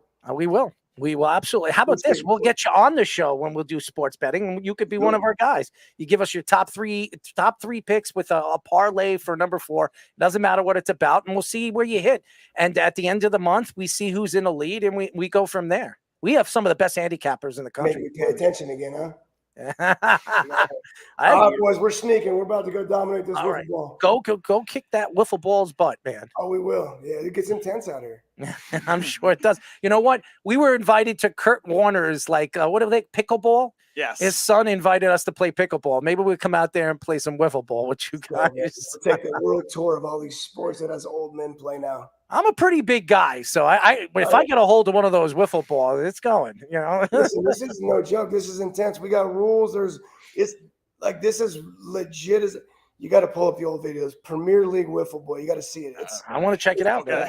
It's awesome. All right, gentlemen. I'm You'll good. be in touch, my friend. Thank you. Thank yes, you, sir. Josh. Be good. Josh Towers, guys. I lost you already. Fantastic, man. He's fantastic. He really There he is. is.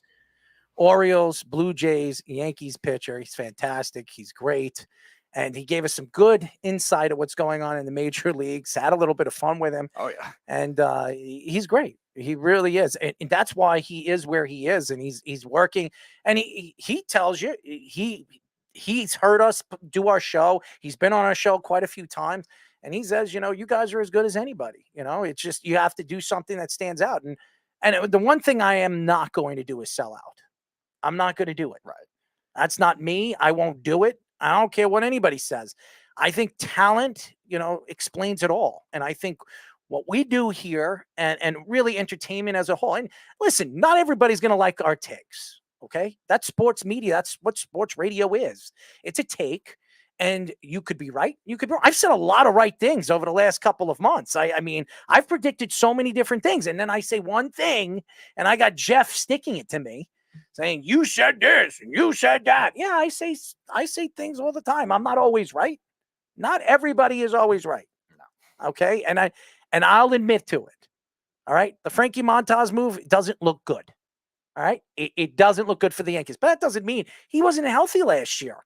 That doesn't mean he doesn't come back in the second half, which he will. I think they're saying he'll be back in August. When he comes back, it doesn't mean that Frankie Montas doesn't go into Yankee Stadium and starts pitching well like he did when he was in Oakland. Right. So I don't know what Frankie Montas is. And the Yankees have control of him for another 2 seasons.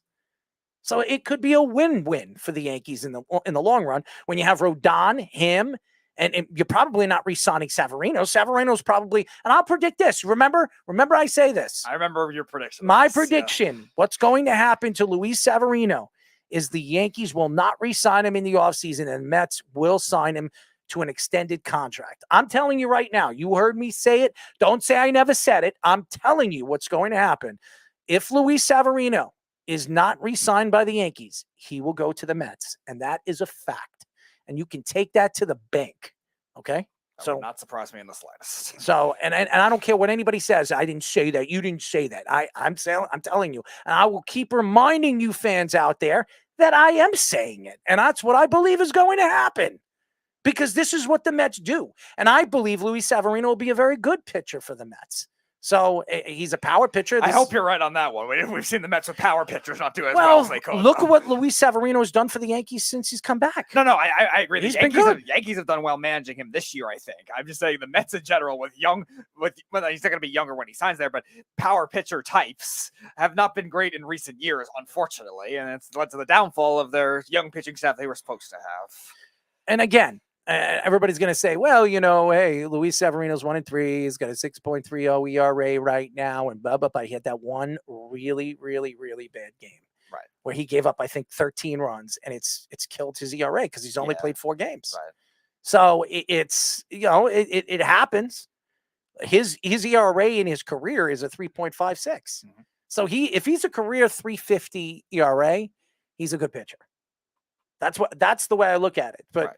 When you're a guy like Max Scherzer, who's a career really under 3 pitcher. He's that good, and you're making $43 million because Luis Severino's not making a lot of money next year. No. That he's going to get between 20 and 23. That's what he's going to get a year.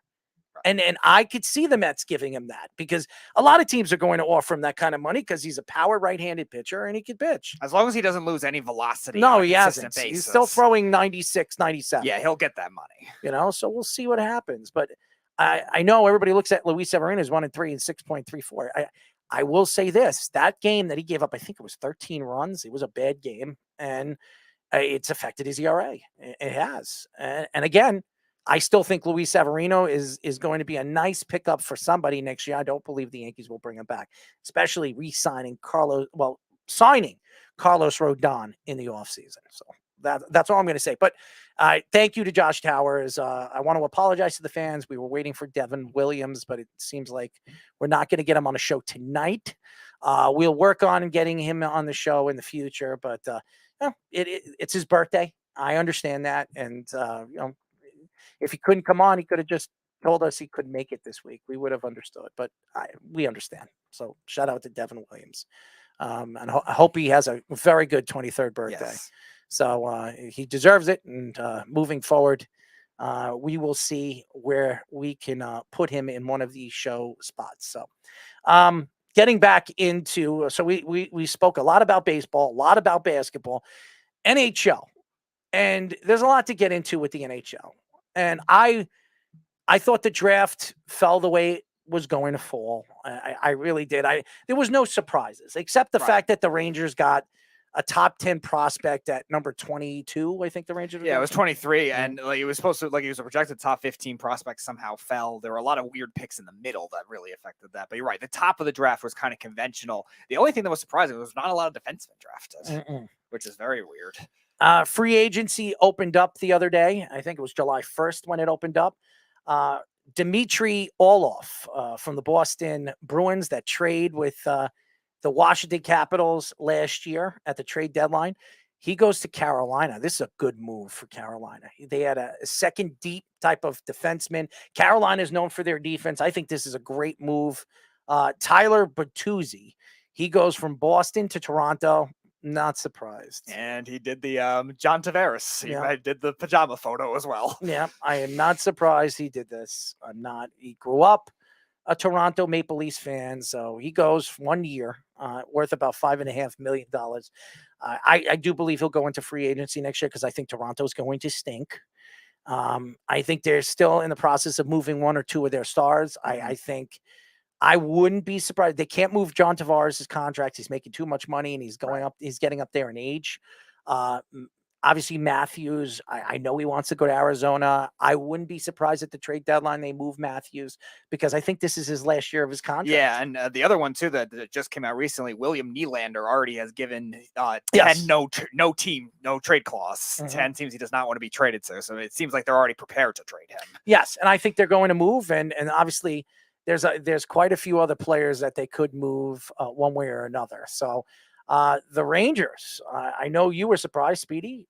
Were you surprised at any of these moves? Well, again, the Rangers went back to their older defenseman philosophy too with Eric Gustafsson.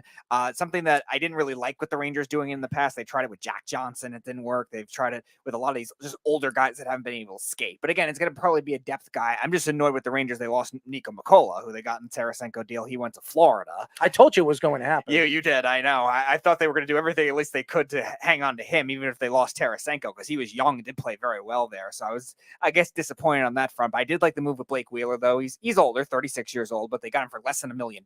And he's a guy that he didn't play much center the last couple of years with Winnipeg because they traded for Dubois. But when he did play center, he was a pretty good faceoff guy, kind of about the same level as the Banjai, which they definitely need for sure. And then Jonathan Quick, bringing him in as a backup. Great move. Great move. Again, he's not going to play as much because of Shesterkin being there, but you look at the leadership role that somebody like Quick had when he just got to Vegas literally for 2 months, like all those goalies they had to go through too. He had an influence on those guys from a coaching or mental standpoint, whatever you want to do it to prepare these players. And that could help Shesterkin take that next step.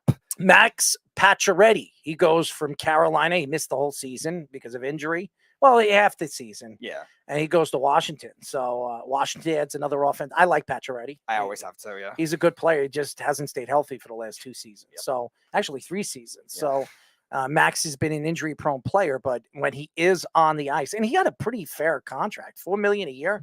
Pacioretty, it's to me, it's a 1-year deal, but Pacioretty's a guy that can give you 30, 35 goals if he's healthy. He's it's that also a type of guy. tradable contract if the Capitals Yeah. are still bad, too. Mhm. So any team could try to take that on. Carolina tried it last year and obviously didn't play much for Mhm. them, but who says they don't try again?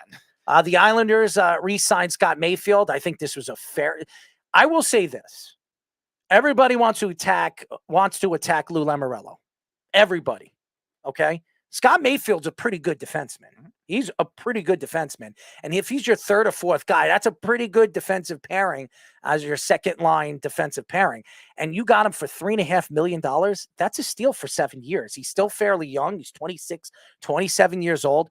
You have a young defenseman that you can build with. He had a very good season last year. Had probably one of his best seasons. He was probably the 2nd best defenseman for the Islanders last year. Yeah, you would hope that, again, like I was saying with Quick, you wonder if somebody that has played for a while too could help out some of these younger defensemen too, guys like Dobson that probably regressed a little defensively last year. Offensively, he was great, but defensively, he struggled at certain points. And even Romanov too, from what he was in Montreal, wasn't as consistent as he could be too. So somebody like Mayfield could be a good veteran presence to help with that too. Pierre Engvall, where the Islanders made a trade with Toronto at the trade deadline. He gave them speed. $3 million for a player that you could put on the 2nd or 3rd line. That's another steal for the Islanders. So I know a lot of Islander fans are not happy. There's no smash move for the Islanders yet. Okay. Scott Mayfield is 29, 30 years old. He signed a 7-year deal. Scott Mayfield's not going to be an Islander for 7 years. For $3.5 million, if Scott Mayfield has a good 1 or 2 years, they can use him as a trade piece. So he's not that old. All right. For a guy still in the prime for a defenseman. And remember, he didn't come into the NHL until later in his career. I think he was 25 when he came into the NHL. Pierre Engvall, he's 27 years old and he's making $3 million and he's a winger. Add speed to their 2nd line if that's where he is going to play. So I know a lot of people don't think, oh my God, these aren't great moves.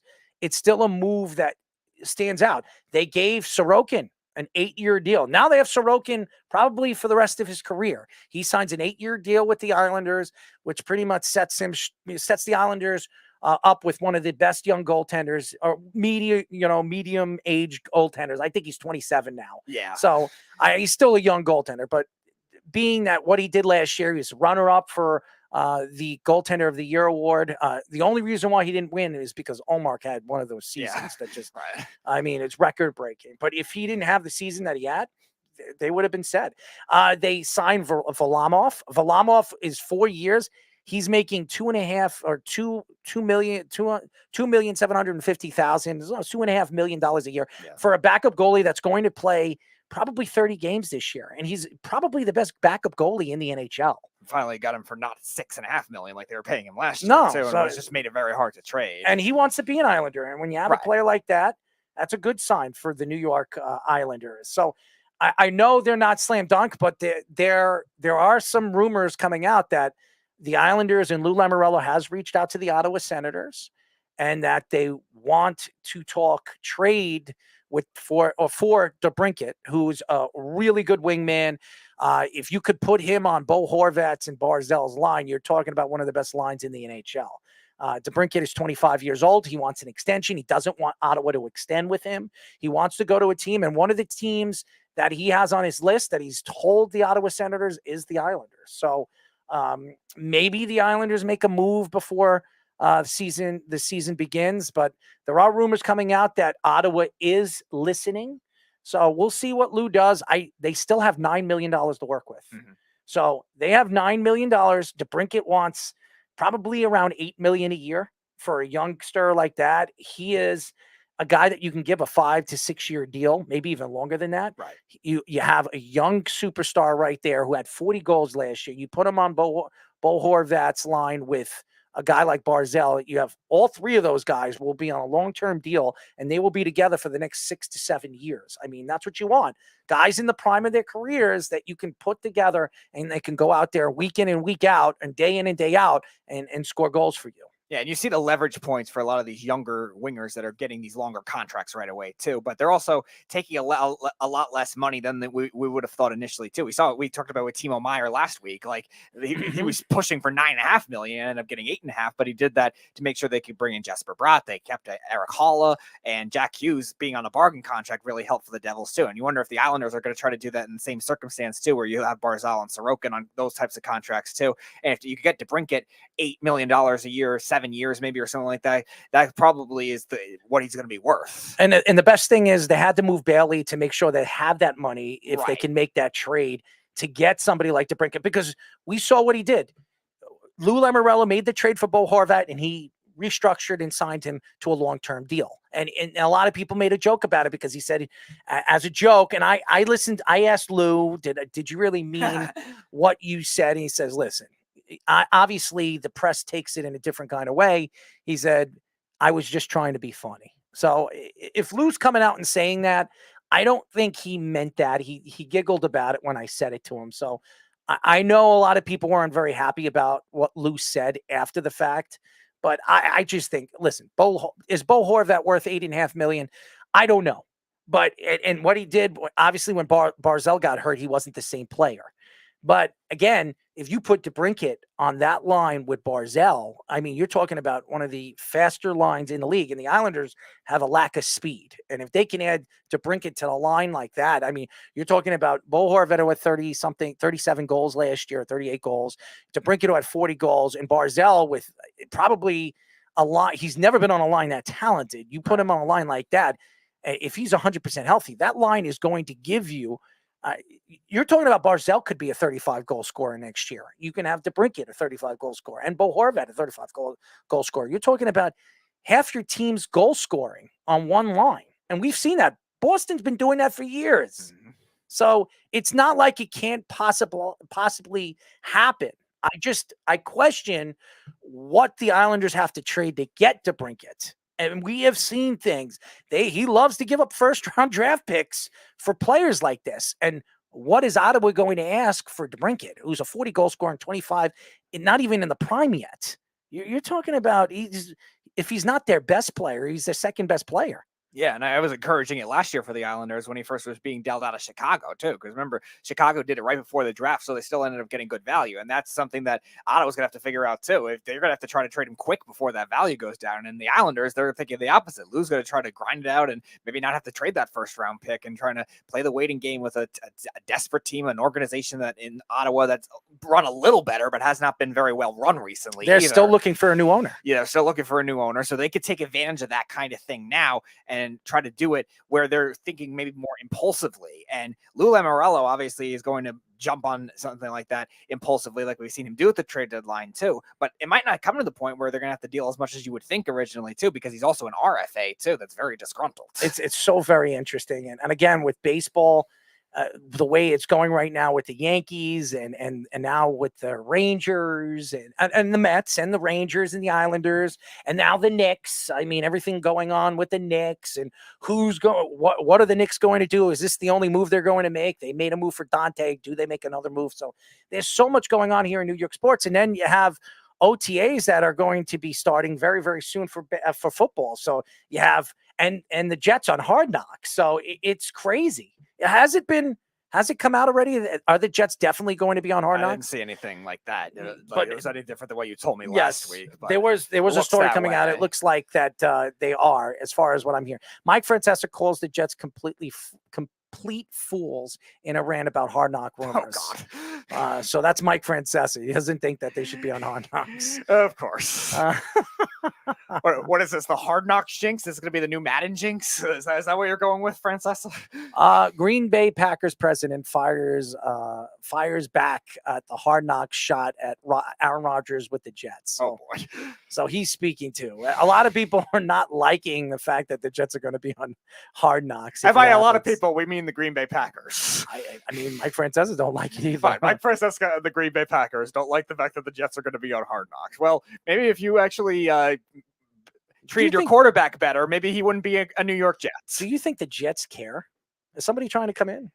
I think some of our betting guys are here. Yeah, it looks that way. It looks like they're here, but no, the Jets have some guys that don't care. Woody doesn't care. He's waiting for this. Yeah, Woody is an interesting fellow. Woody likes this stuff. Woody Oh likes. no, this is right up his alley. We know this isn't a Joe Douglas, Robert Saleh thing. This is all Woody Johnson. No question, and that's what's so interesting about what's going on right now with the New York Jets, and the thing with where the Jets are right now going into the offseason and making the moves that they did, and Aaron Rodgers now is there, and there are stories coming out that Aaron thinks that they're going to be a contender this year, and also Aaron speaking to the press and really confident about what he says. Every time he goes up in front of the press, everybody thought he couldn't handle New York. He's loving New York right now.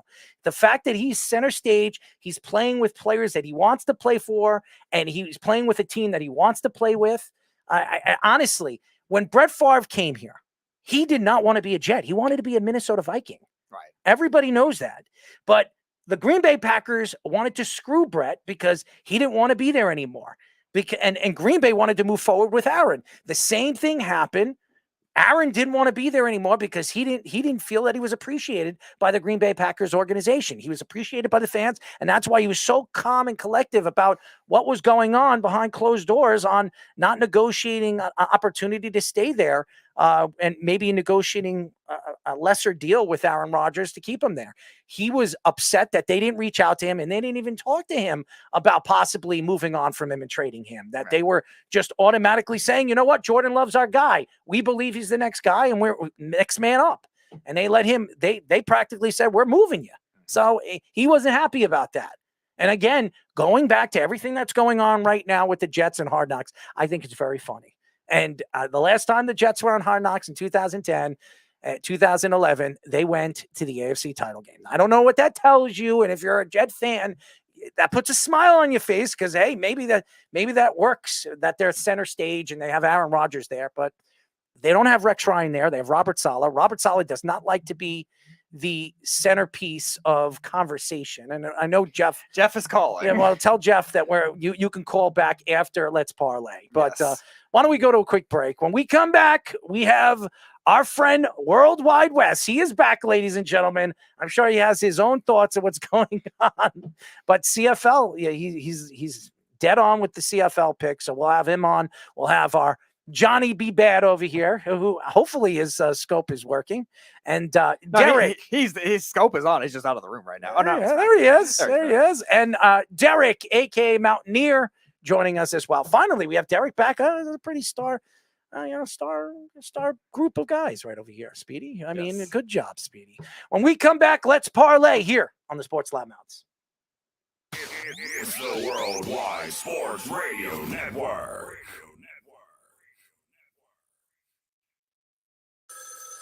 Ranger Station, Ranger speaking. Hi, I'd like to report a bear hug. Uh-huh, okay. Well, we were building a bonfire, and I saw some, dry brush and leaves around, so, I said to move the bonfire somewhere else, and out of nowhere, Smokey Bear shows up and hugs me. So you noticed some wildfire hazards and moved your bonfire to a safer location. Yeah. Yeah, that's Smokey, all right. He likes it when people help prevent wildfires. It hits him close to home. Not everybody gets the hug, my friend. So that's pretty special to get a hug from Smokey Bear. So it was him. Hey, guys, I told you it was Smokey. Okay, well, congratulations, my friend. And thanks for calling. There are many ways to prevent a wildfire. Learn how you can do your part at SmokeyBear.com. Only you can prevent wildfires. Sponsored by the U.S. Forest Service, Ad Council, and your state forester. You're listening to the Worldwide Sports Radio Network. This is the Sports Loudmouths.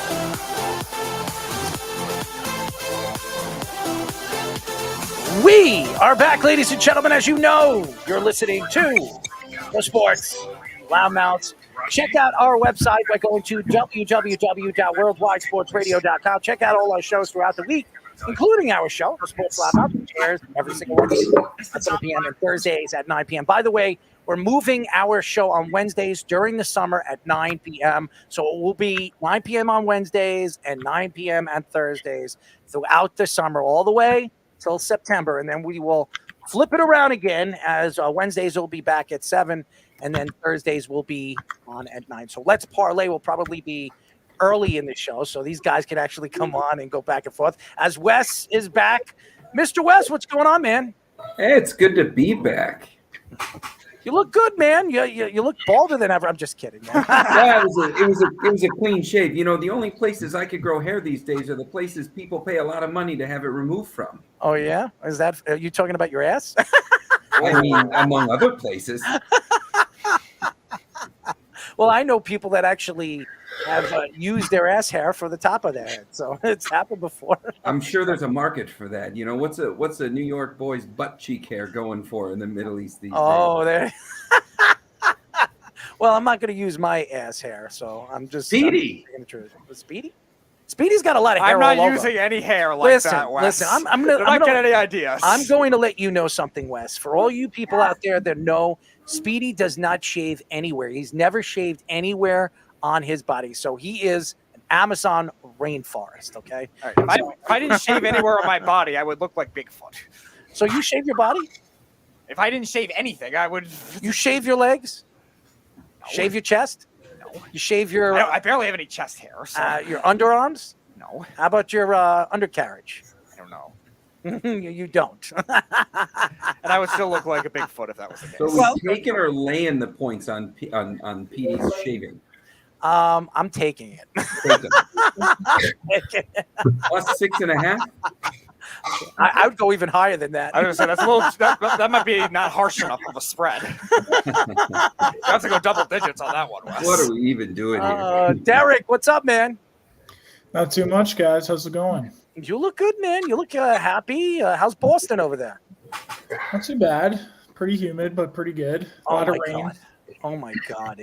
It is 93 degrees out here in New York. It felt like 103 today. I was sweating, man. It's toasty. And then there's Johnny B. Bad over there. He's got a smirk on his face.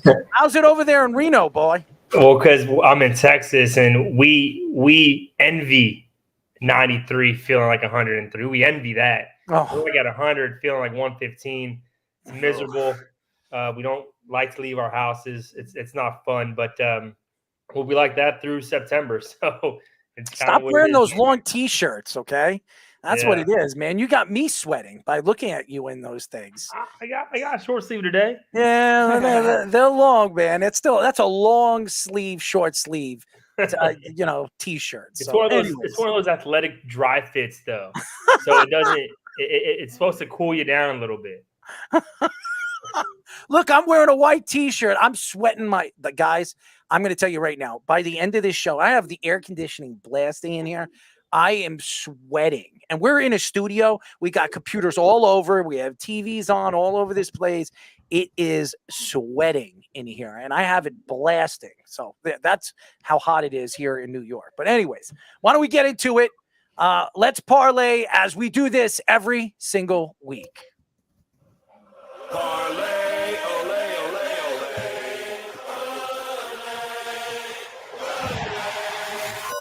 It's time for Let's Parlay.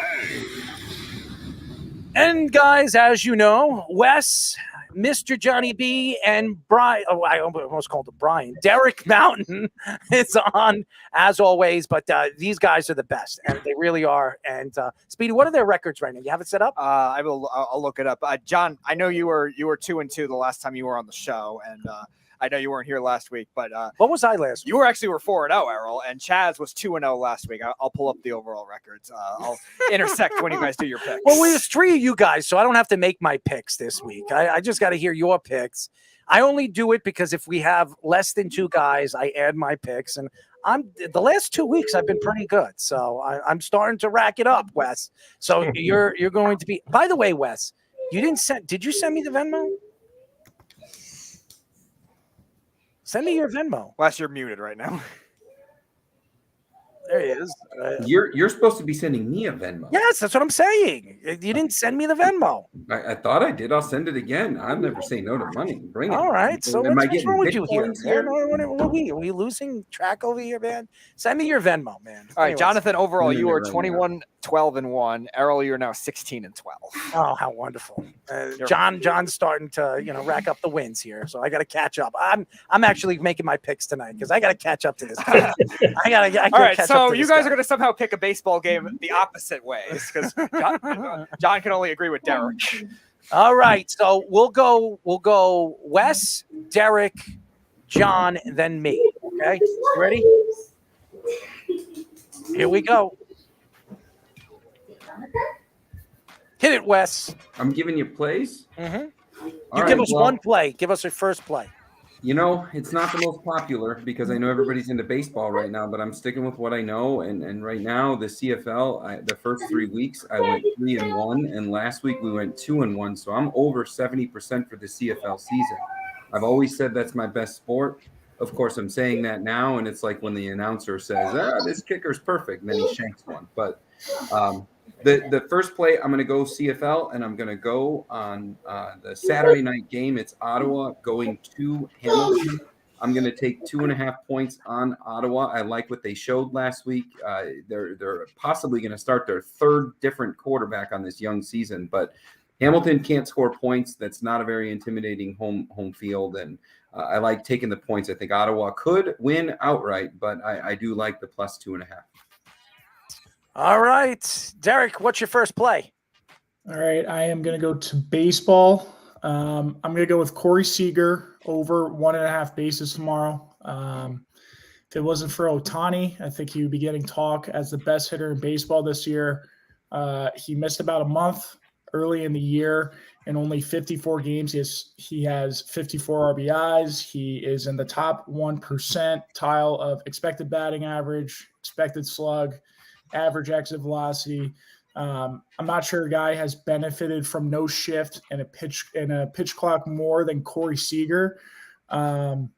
He goes up against Cutter Crawford tomorrow, which is a little bit of a tough matchup. But Crawford is on a pitch count.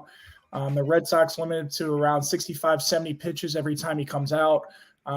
This Red Sox bullpen is very, very pedestrian to kind of bottom half.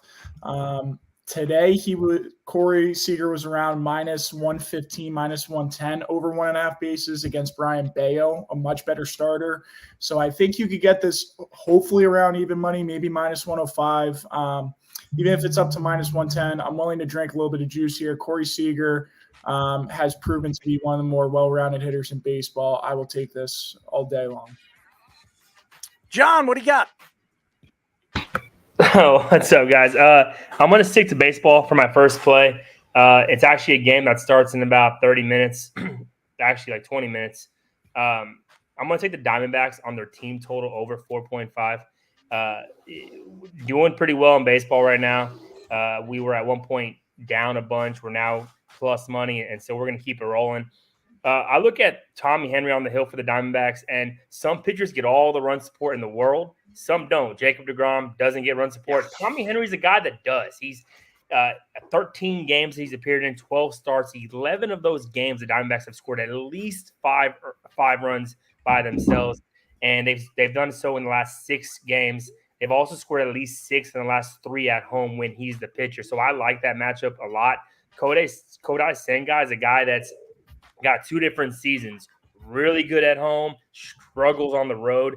He actually made a comment that if I was a guy betting, which I love to do, I fade him on the road a lot, particularly because he said he's not comfortable pitching on the road. That was after his second or third road start. He had made comments where he's not really comfortable, and it's kind of showed. His ERA is a full 1.03 or so higher on the road. He's also given up. The Mets have given up at least 5 earned runs in 7 of his last 8 on the 8 starts overall. So I think the Diamondbacks can score. Hitter-friendly park. They got a really good lineup. They're a really good team, leading the NL West. I think they're one of the surprise fun teams to root and back, and they don't even need to win the game. Just score 5 and you cash. That'll be done in the first inning. The Mets allow so many runs in the first inning all the time. Perfect. My play is for tomorrow, Thursday, 7:10 p.m.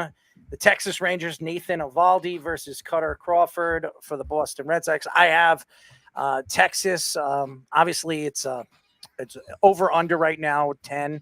But I'm going to go with the money line. I have Texas winning. Nathan Eovaldi is one of the hottest pitchers in baseball right now. He's 10-3, 2.64 ERA. The guy is averaging a strikeout almost an inning. The guy has been as good as an American League pitcher has to offer right now. You look at Garrett Cole, you look at all the guys right now that are up for a Cy Young this year. Right now, Nathan Eovaldi's been just as good as any of them. So I like Nathan Eovaldi in this game. I would say this game on the under, but I'm going to go on the money line tomorrow, -140. I have Texas beating the Boston Red Sox in Boston. Wes, second play. I'm going CFL again, and this one's fun. And football in July, but this particular game's got some former familiar names in college in the NFL. We're going to go Sunday night. I'm laying 7.5 points on BC. This is Vernon Adams Jr., former Oregon Duck, and he's at the tail end of that flash and dash Oregon Ducks team. But he's coming off a performance where he threw 6 interceptions and still somehow threw for 388 and 3 touchdowns. It just so happens they were playing against Toronto. But Lucky Whitehead, another former NFL player, played for the Dallas Cowboys.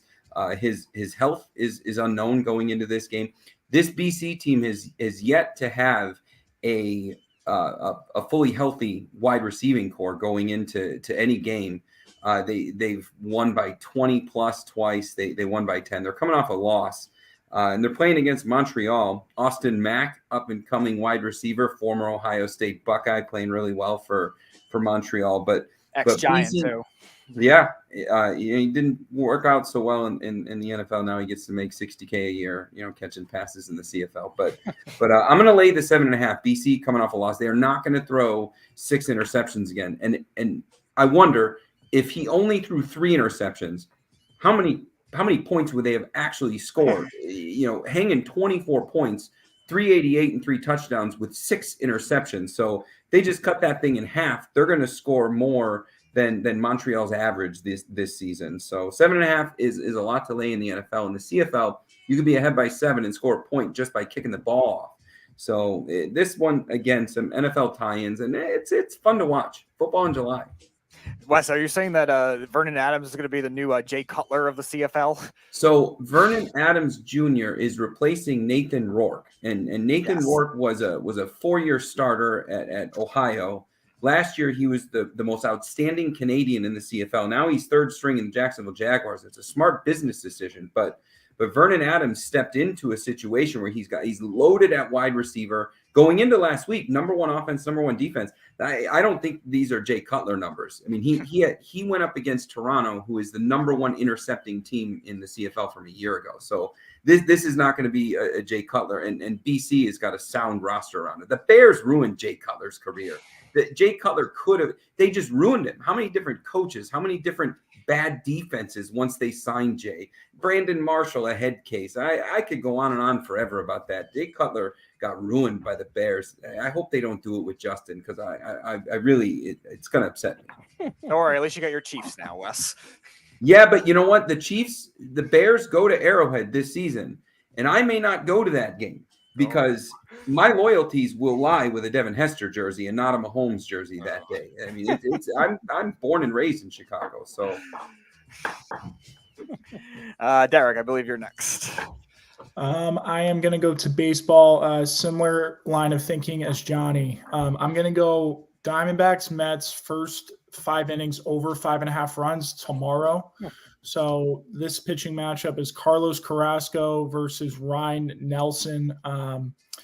Carrasco has been an absolute train wreck. He's on the back 9 of his career, battling injuries in and out. And for a guy like Carrasco, who's going to face a hot Diamondbacks team, their better split is against right-handed pitching. They have plenty of left-handed hitters that can mash righties as it is. He's bottom 10 percentile in average exit velocity, hard hit percentage, and expected slugging percentage. On the other side of the coin, you got Ryan Nelson, whose ERA is hovering around 5. The Mets have had their issues, but it really hasn't been from the plate. They've lost these high-scoring games because their pitching has been absolutely terrible. And Ryan Nelson is a guy that you put the ball in play when you play against him. He can limit hard contacts, but you guys like Alonso in the lineup, Nimmo's starting to hit. Lindor, for as low as his average is, I think he has 15 home runs. McNeil. So the Mets have plenty of pop in their lineup. I think the over 5.5, you're going to have to drink a little juice here, but I really like this play with how both of these starting pitchers look. Johnny Boy. Let's unmute myself. There we go. I'm actually going to go to the John Deere Classic for my next play. We're going to take Russell Henley. He's the favorite to win the tournament at +4. He's at 14-1 odds. I'm going to take him at top 10.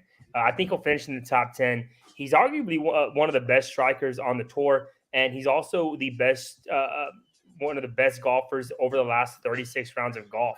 He has two top 10 finishes this year. He's made 13 of 18 cuts, so he's always kind of playing on Saturday and Sunday, which is great if you're looking at a top 10 finish. And he's actually done really well in this tournament. He actually got 11th last year, so he's right there on the cusp of top 10. And the year before that, he got 2nd. He's trying to make the Ryder team, the U.S. Ryder team, and I think he needs a couple more top 10 finishes to get there. Look, as the favorite, I don't know. Golf is really tough. I always recommend, I'm going to throw a little bit, maybe some pizza money on him to win the tournament at 14-1. My full unit's going to be him on top 10. I'm still getting +180. So I think that's really good value on the golfer favorite to win the whole thing. You don't even have to win. Come in 5th, come in 6th. I think he's plenty capable to do so. He's had success at this course. So I'm going to take Russell Henley to finish in the top 10 at the John Deere Classic. Interesting. My next play, Toronto and Chicago. Lance Lynn tomorrow. Actually, tonight. And Berrios. Berrios is 8-6 right now with a 3.74 ERA. He's pitched up and down all season long, but Lance Lynn, he's one of the he's 5-8 tonight. Yes, tonight. The game is postponed. Oh, it was postponed. Tonight's game. Yes. Yeah, the game Chicago and that was postponed today. All right, so I'll go my next play. All right, Chicago and Milwaukee. Marcus Stroman right now, who has been pretty hot throughout the season against Freddie Peralta. I have that will be Thursday at 2:10 p.m. I have Chicago winning on the money line. I mean, Marcus Stroman has been as good in the National League this year as we've seen, and that he's pitched over the last really since the Blue Jays. I mean, he hasn't been. Yeah, no, he hasn't pitched that well as a Mets. Thank you for knowing. But he's pitched very, very well. I like what I see with him. I think he's been as good as any pitcher in the National League right now. I think he wins. So I have them on the money line in that game. So I have Chicago beating Milwaukee tomorrow at 2:10 p.m. on the money line. It's -120. Wes. Oh, you want another one? Yes, I do. All right. Well, I'll just stay with the CFL, and I'll go ahead. Stay with the CFL. I'll just give you my picks. I don't know nothing about baseball. To tell you the truth, the game bores me, and it's not to insult the work that you guys are putting in. I just stay with football and hoops. So I'm gonna go to tomorrow night, Thursday night, Saskatchewan Roughriders coming off of a bye week. They played a really bad game against Edmonton in week 1, and they're playing them again tonight. Really, it was a bad coaching decision that got Sask back in the game. It was that Edmonton brought in QB3 and tried to lean forward 3 times in a row on the goal line and couldn't score. And that was kind of an emotional game changer, and Sask ended up winning by 4. Now Sask is laying 7.5. They found some offense. Trevor Harris is one of the top yardage quarterbacks in the league. They got a really good wide receiver that they picked up from Montreal last year in Weineke. He hasn't really done much, and so I think he might show up. They might have figured out in the bye some ways to get him involved. But Edmonton is the worst team in the league. I mean, by far, they are terrible. They might score a couple points early, and then they find a way to elk for the remainder of the game. I mean, they just They don't win against the spread. They don't win on the road. They don't win at home. I mean, I'm the most comfortable betting against them. And if you bet against them every single game and lay the points, chances are you're going to win. But that coupled with the fact that I would probably be looking at Sask in any matchup this week. So the stadium in Regina, Saskatchewan is the best stadium in the CFL. It has a different feel even when you watch it on television. So I'm laying 7.5. It's an even money play on the odds side of things, but Thursday night, lay 7.5. Saskatchewan Rough Riders from Regina, Saskatchewan. What is it called? Regina? Yeah, every time I watch the game, I laugh at it. I mean, and they say things because they're so innocent in the announcement, like, you know, things are real tight up here in Regina, and it's like it's like I just can't help but laugh. Like, see, Wes, your next challenge has to be, now that Chaz knows how to pronounce Saskatchewan, your next challenge is to have him say Regina without laughing too. You know, and I gotta give Chaz a shout because this past, I think it was July 3rd, the Toronto game where they had the 6 interceptions, he kept hitting the live plays. That guy went 9-0 on one CFL game. He cashed every single thing he touched on that game. Look at him. So shout out to Chaz. Look at him. Go ahead, Derek. What we got? All right, I'm going to do one more baseball play. There is no line currently for this game yet because the Mariners are playing right now, but I'm going to expect that the total is going to be hovering around 7.5, 8 tomorrow. I'm going to take the under, regardless of the number. I think it is a low-scoring game written all over it. No Yordan Alvarez for Houston. They've been really, really pedestrian on offense, and they're in their worst split against a righty, George Kirby, who has taken a little bit of a step back from last year, but for me, he is a borderline ace. Throws 96, 97 miles an hour. He limits hard contact. Only lefty that you really fear in this lineup without Alvarez is Kyle Tucker. On the other side of the coin, the Mariners lineup has been one of the more disappointing lineups in all baseball. Julio Rodriguez has not really taken the step forward that people thought he would. Teoscar Hernandez has not, at times, has looked like the big free agent acquisition that they got, but at most points of the season, he's been a disappointment. They are in their worst, but they've been really, really bad against good left-handed pitching. And tomorrow, they get arguably the AL Cy Young frontrunner and Framer Valdez, sub 2.5 ERA, elite strikeout stuff. I think this is a nightmare matchup for both offenses. You have Seattle playing right now. They got to go to Houston tomorrow. Houston's coming off a game today against Colorado. I think there's a tough situational spot. And just to further back it up, these are two good bullpens. They're both top 10 in ERA. So you could look towards the first 5 angle. I'm going to look towards the full game. I feel very good about it under whether it's 8 or 7.5 for this game tomorrow. Johnny. Yeah, I'm going to take their team total over. It's going to be I think it's a noon Central game tomorrow morning or tomorrow afternoon between the Cincinnati Reds and Washington Nationals. I'm going to take the Washington Nationals over their 4.5 team total. They're going to face Brandon Williamson, a lefty. One thing the Nationals do very well, and actually they're the best in the league at it, is they don't strike out. They put the ball in play. The ball is always in play. That, to me, just creates a lot of opportunities. Even if they lose this game, I think they can still score against Williamson. In all but 2 of his starts this year, they've allowed at least 6 as a team. Back-to-back games, they've allowed 10 and 12 when Williamson has started. He hasn't pitched well. He doesn't have a lot of depth. The Reds' bullpen is not something I'm going to back as far as limiting runs. Not telling you the Reds can't go out there and score 10 themselves. I just think the Nationals at home, I think they have a really underrated offense. Maybe the runs haven't been there, but they have so much base traffic that I really believe that eventually runs are going to start coming. Tomorrow's a good opportunity against a struggling pitcher. I'm not going to back them up to win. They have a terrible bullpen themselves. I'm going to take the team total over for the Washington Nationals over 4.5. UFC Saturday night. Robbie Lawler, the return of Robbie Lawler versus Nico Price. It's such an interesting fight. Robbie Lawler, this could be his last fight. He's retired. He comes back. He retires. He comes back. Obviously, he is Mr. Ruthless. But in this fight, he's fighting a younger guy in Nico Price. Nico Price, who has lost. He's never the last time he's lost back-to-back fights. I don't even remember the last time he's lost back-to-back fights. He lost his last fight, obviously TKO punch by Philip Rowe. I think on Saturday night, Nico Price versus Robbie Lawler. I think this will be a knockout. Whoever wins this fight, it will be a knockout. But I have Nico Price winning this fight. So on the money line, if you want to call that, it's on the money line. So I think the money line right now in this fight, Nico minus 240 to Robbie Lawler's plus 200. But if you want to bet, if you want to parlay this, if I have Nico winning this fight, I think Nico knocks out Robbie Lawler either in the second round or third. I'm gonna predict the second round.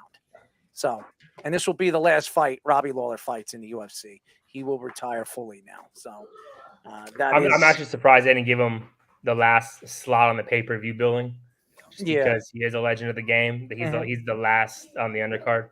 Yes. So I have Robbie Lawler losing against Nico Price. And last one. So go ahead, Wes. Give us your last. Well, fourth game of the CFL. Let's do it. That's all. That's what I do. That's all I know at this point.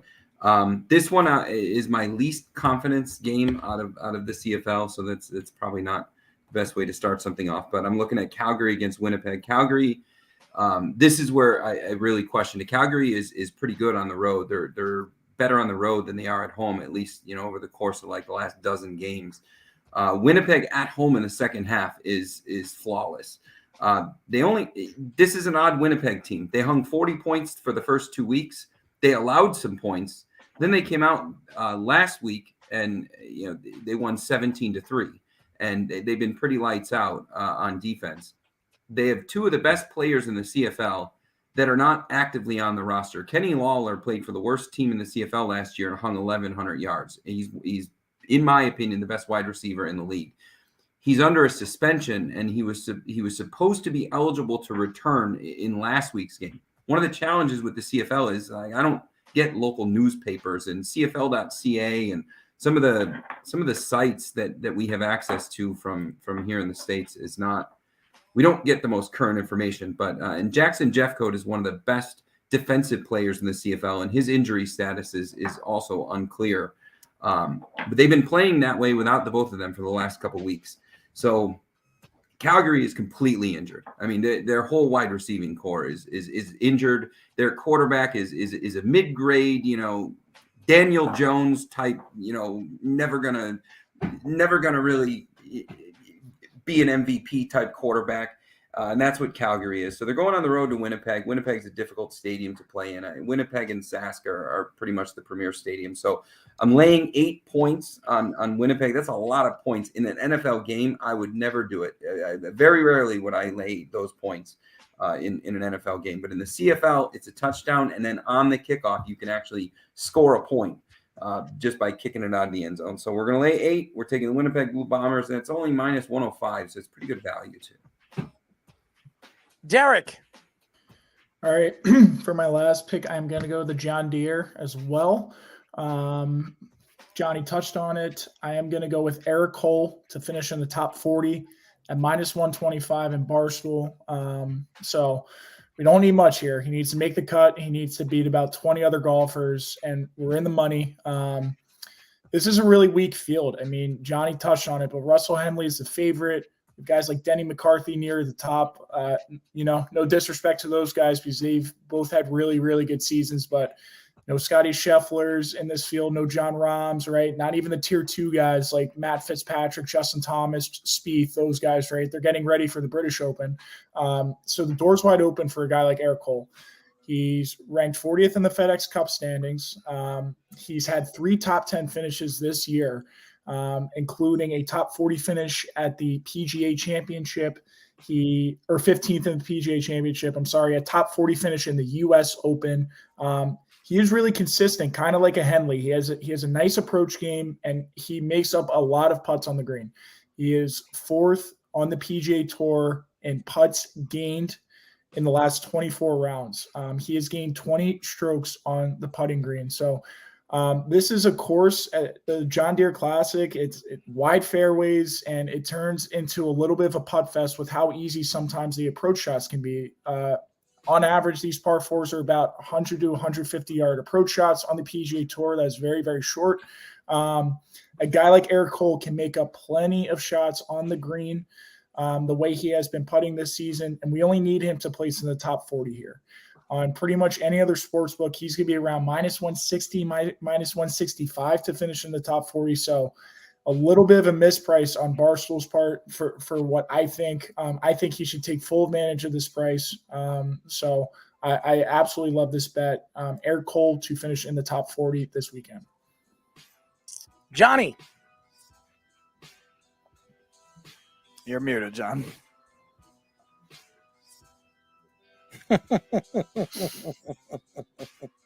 You're still muted.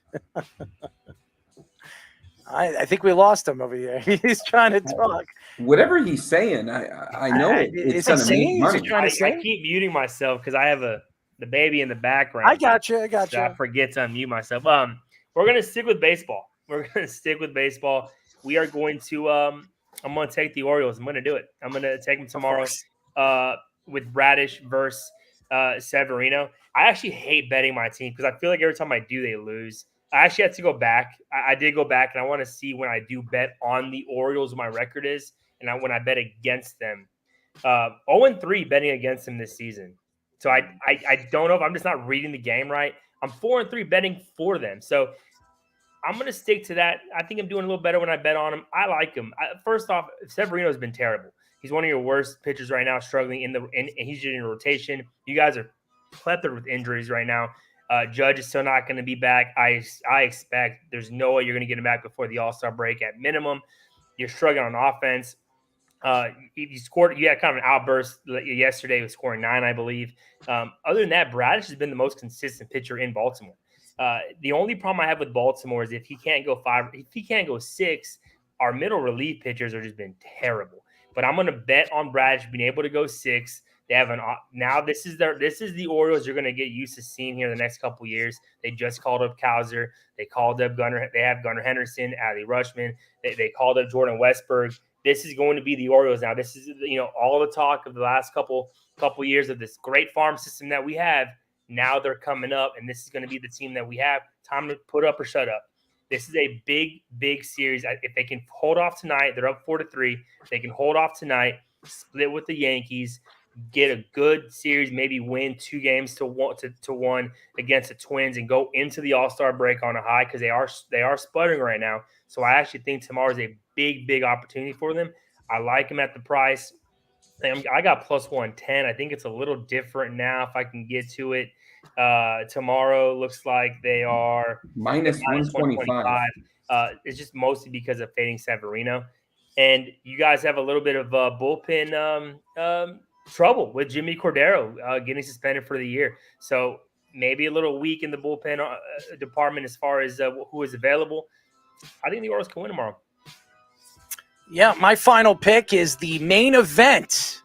Alexander Volkanovski versus Yair Rodriguez. I know a lot of people, this is going to be a great fight. They're 2 really good ground fighters. One who's a black belt Mexican fighter. He's fantastic. And the other one who's one of the best wrestlers in the UFC right now. I cannot see Volkanovski losing another fight. I'm not going to pick a winner in this fight. If you were to ask me who's going to win, I think it's an upset. I think Yair Rodriguez wins this fight as an upset. But I believe it's going to be on the over. Right now, the over-under is 4.5. I think it goes to decision.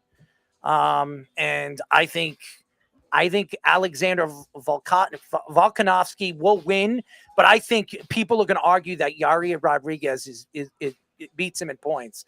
But I think they're both great fighters. Both of them are specialists. One in Brazilian jiu-jitsu, and the other one in a ground fight in Greco-Roman wrestling. So I have it on the over. I think it goes to decision in the fight. So do you know? Is it juiced? I'm not sure. I don't know what that is. I was looking at that over too. Oh, it's on the over. I'm telling you, it's going to go to decision. So it's 5 rounds. it's 5 rounds because it's a championship fight. But I do believe it will go to decision. I don't think anybody's going to win by knockout. Both of them, they both have knockout power, but I don't see, both of them have good chance. And I think they're both great ground fighters. So I think it'll go to the ground. You're going to see a lot of, transitions and stuff like that, but it will go to decision. I wouldn't be surprised if you want to bet, you just want to throw a little bit of money out. I wouldn't doubt that Yair Rodriguez wins the fight, but it's going to be a close one, and they'll probably give it to Alexander because he's a fan favorite. So that's my prediction. John, are you implying that Russian UFC fighters are like Russian Olympians and are doping? Wait, what? You said is the fight juiced? Well, maybe. Oh no, like the odds. So like Russian sometimes when it's like the over could be like minus 180 or something if it's like really supposed to go over. Because I actually looked at the over in that, just like when I was like looking at fights, just kind of my first kind of thoughts on it. I would bet the over. I think it goes to decision. I might do a little Yair Rodriguez to win by decision and like really pump. You can win a lot of money on that because nobody believes that's going to happen. But Yair Rodriguez is a fantastic fighter, very underrated. He showed it his last fight, and I believe that Alexander, everybody has him like going and just running through him. This guy is longer. He throws kicks. He's going to throw kicks to the sternum. And Alexander has problems against long guys. So as he saw in his last fight, he had problems against the longer fighter. So this guy, Yair Rodriguez, is a long fighter, and he is very, very good ground fighter as well. So Alexander is not going to beat him on the ground like he thinks if he takes him to the ground. So there you go. Here in Texas, Yair Rodriguez might be the fan favorite. It's we got a lot of people from Mexico here, so they'll cheer on the Mexican fighters. So I could see us having, like, we go to bars, it's going to be Yair heavy. So it might be fun to go throw a few bucks on him. Well, Alexander right now is I think he's the second or third most popular fighter right now in the UFC. They love him, and the UFC wants him to win, but I'm not going to be surprised if Yair, surprises. He could probably choke him out. He is an unbelievable. When it comes to his legs, he's got long legs. All it takes is Alexander to make a mistake. If Alexander makes a mistake, he'll wrap his legs around you, and he will beat you. So he's that good of a fighter. He's a great ground fighter. And the guy could stand up. He throws heavy kicks. He'll take your legs out, and the one thing Alexander's had problems against is longer fighters. The longer the fighter, the problems he has against the guys that can throw kicks to the sternum and stuff. And that's what Yair's going to do. He's going to throw kicks. He's going to make him try to go after his legs. And if he does, and he tries to try to go after his leg and shoot at him, he could put him in a chokehold, the guillotine. He's very deadly with the guillotine lock. So he could probably choke him out too. So it's going to be a good fight. It's going to be a really, really good fight. So if you're a UFC fighting fan, this is one of the better fights you're going to see. It's going to be a fun fight to watch. So there you go. Thank you, boys. Thank you. Derek, Wes, you guys are fantastic. Johnny be bad over there. The kids crying, screaming.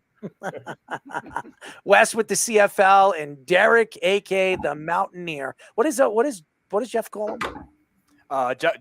Jeff calls Derek an alias. He doesn't think he's an actual person or the name Derek Mountain. It's just supplants an actual person. Oh, Jeff, he's one piece of work. He really is. Why don't we go to a quick break? When we come back, we'll finish up. As everybody knows, we have bracket wars, and we'll finish up a little bit more with hockey and football. I want to get into some football conversation as there's some stories coming out in the NFL. With the new rules and everything like that. So when we come back, we'll get into that here on the Sports Live Mounts. It's the Worldwide Sports Radio Network.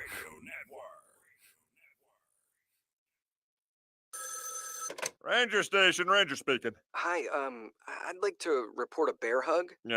Okay.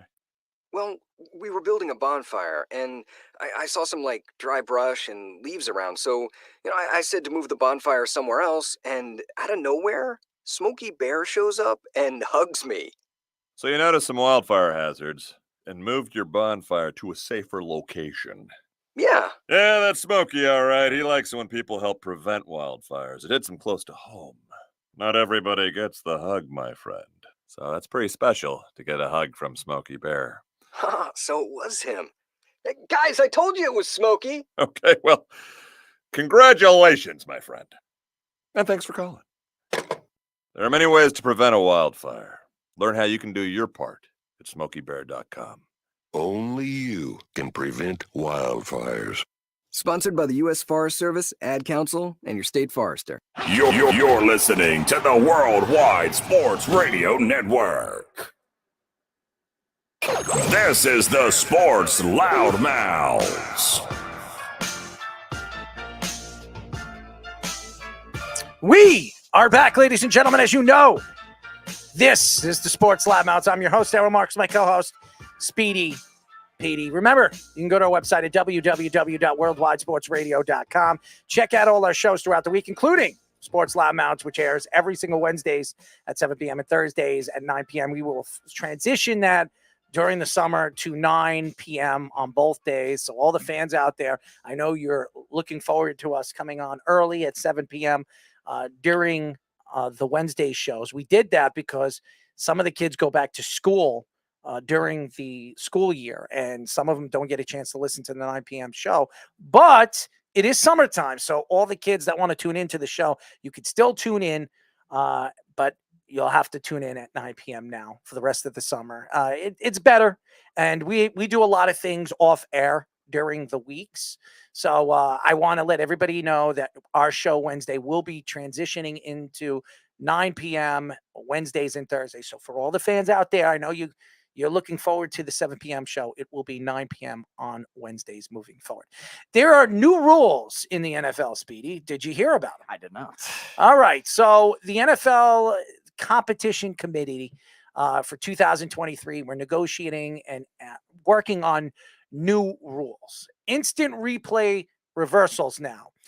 New for the NFL in 2023, when instant replay decisions result in a reversal under 2 minutes, the play clock will be reset to 40 seconds instead of 25 seconds, unless another rule requires otherwise, such as when there is a 10-second runoff, in which a case the play clock will be reset for 30 seconds.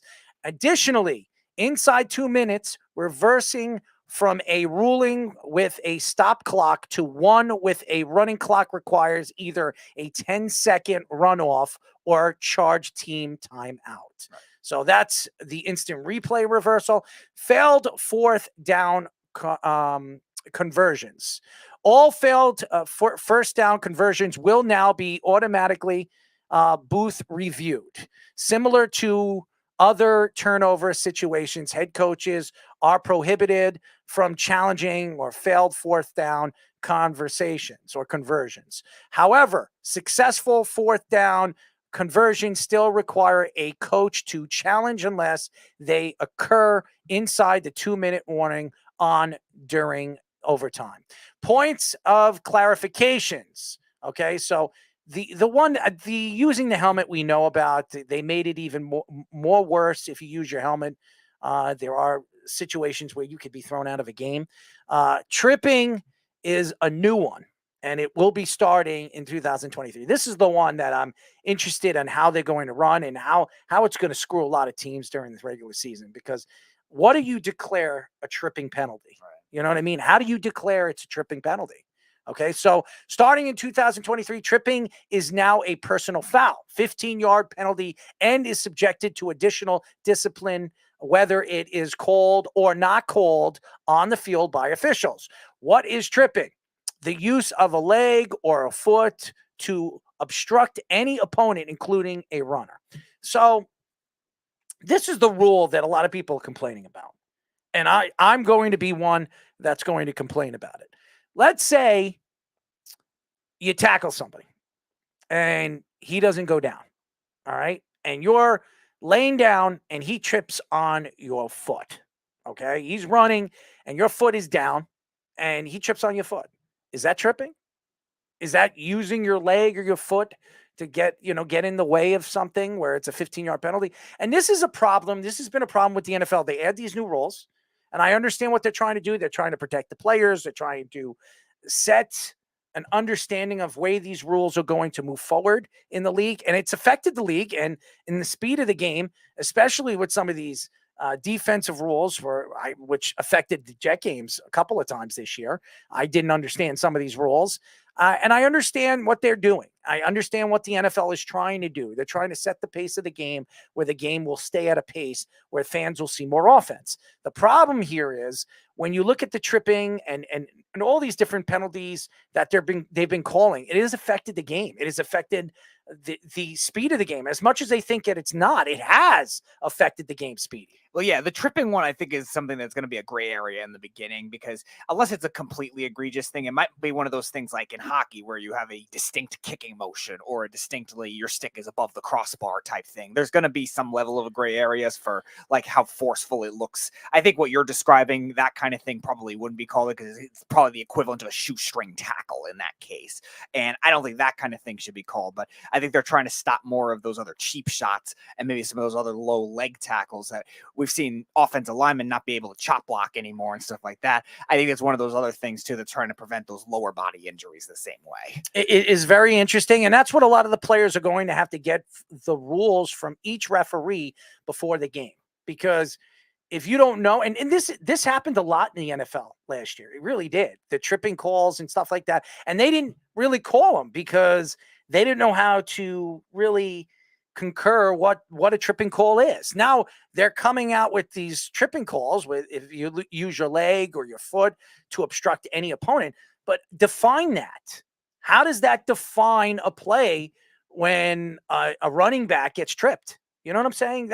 And a running back is the one that breaks tackles. They're the ones that go through they can go up the seam. They can be used as a wide receiver back in the back end. So screen passes. How does that define the tripping call? Because this is going to be a call that's going to be used a lot this year, because obviously the NFL saw a lot of it last year and it wasn't getting called. Yeah, I think it's one of those things where they're going to look for one distinct type of thing. If it doesn't look like natural running motion or a natural cutback move or something like that for a running back, for a wide receiver, if it's not a natural part of your route, the same way they would call offensive pass interference, they might do it here to convey, all right, is he actually trying to run his route, or is he trying to trip the corner or trip the safety that's trying to cover him? So there's going to be a lot of gray areas. I think they're just going to look at longer leg motions to start, and then they'll be able to judge accordingly. Josh Allen says Stephon Diggs' situation in minicamp was overblown. No reason to continue talking about it.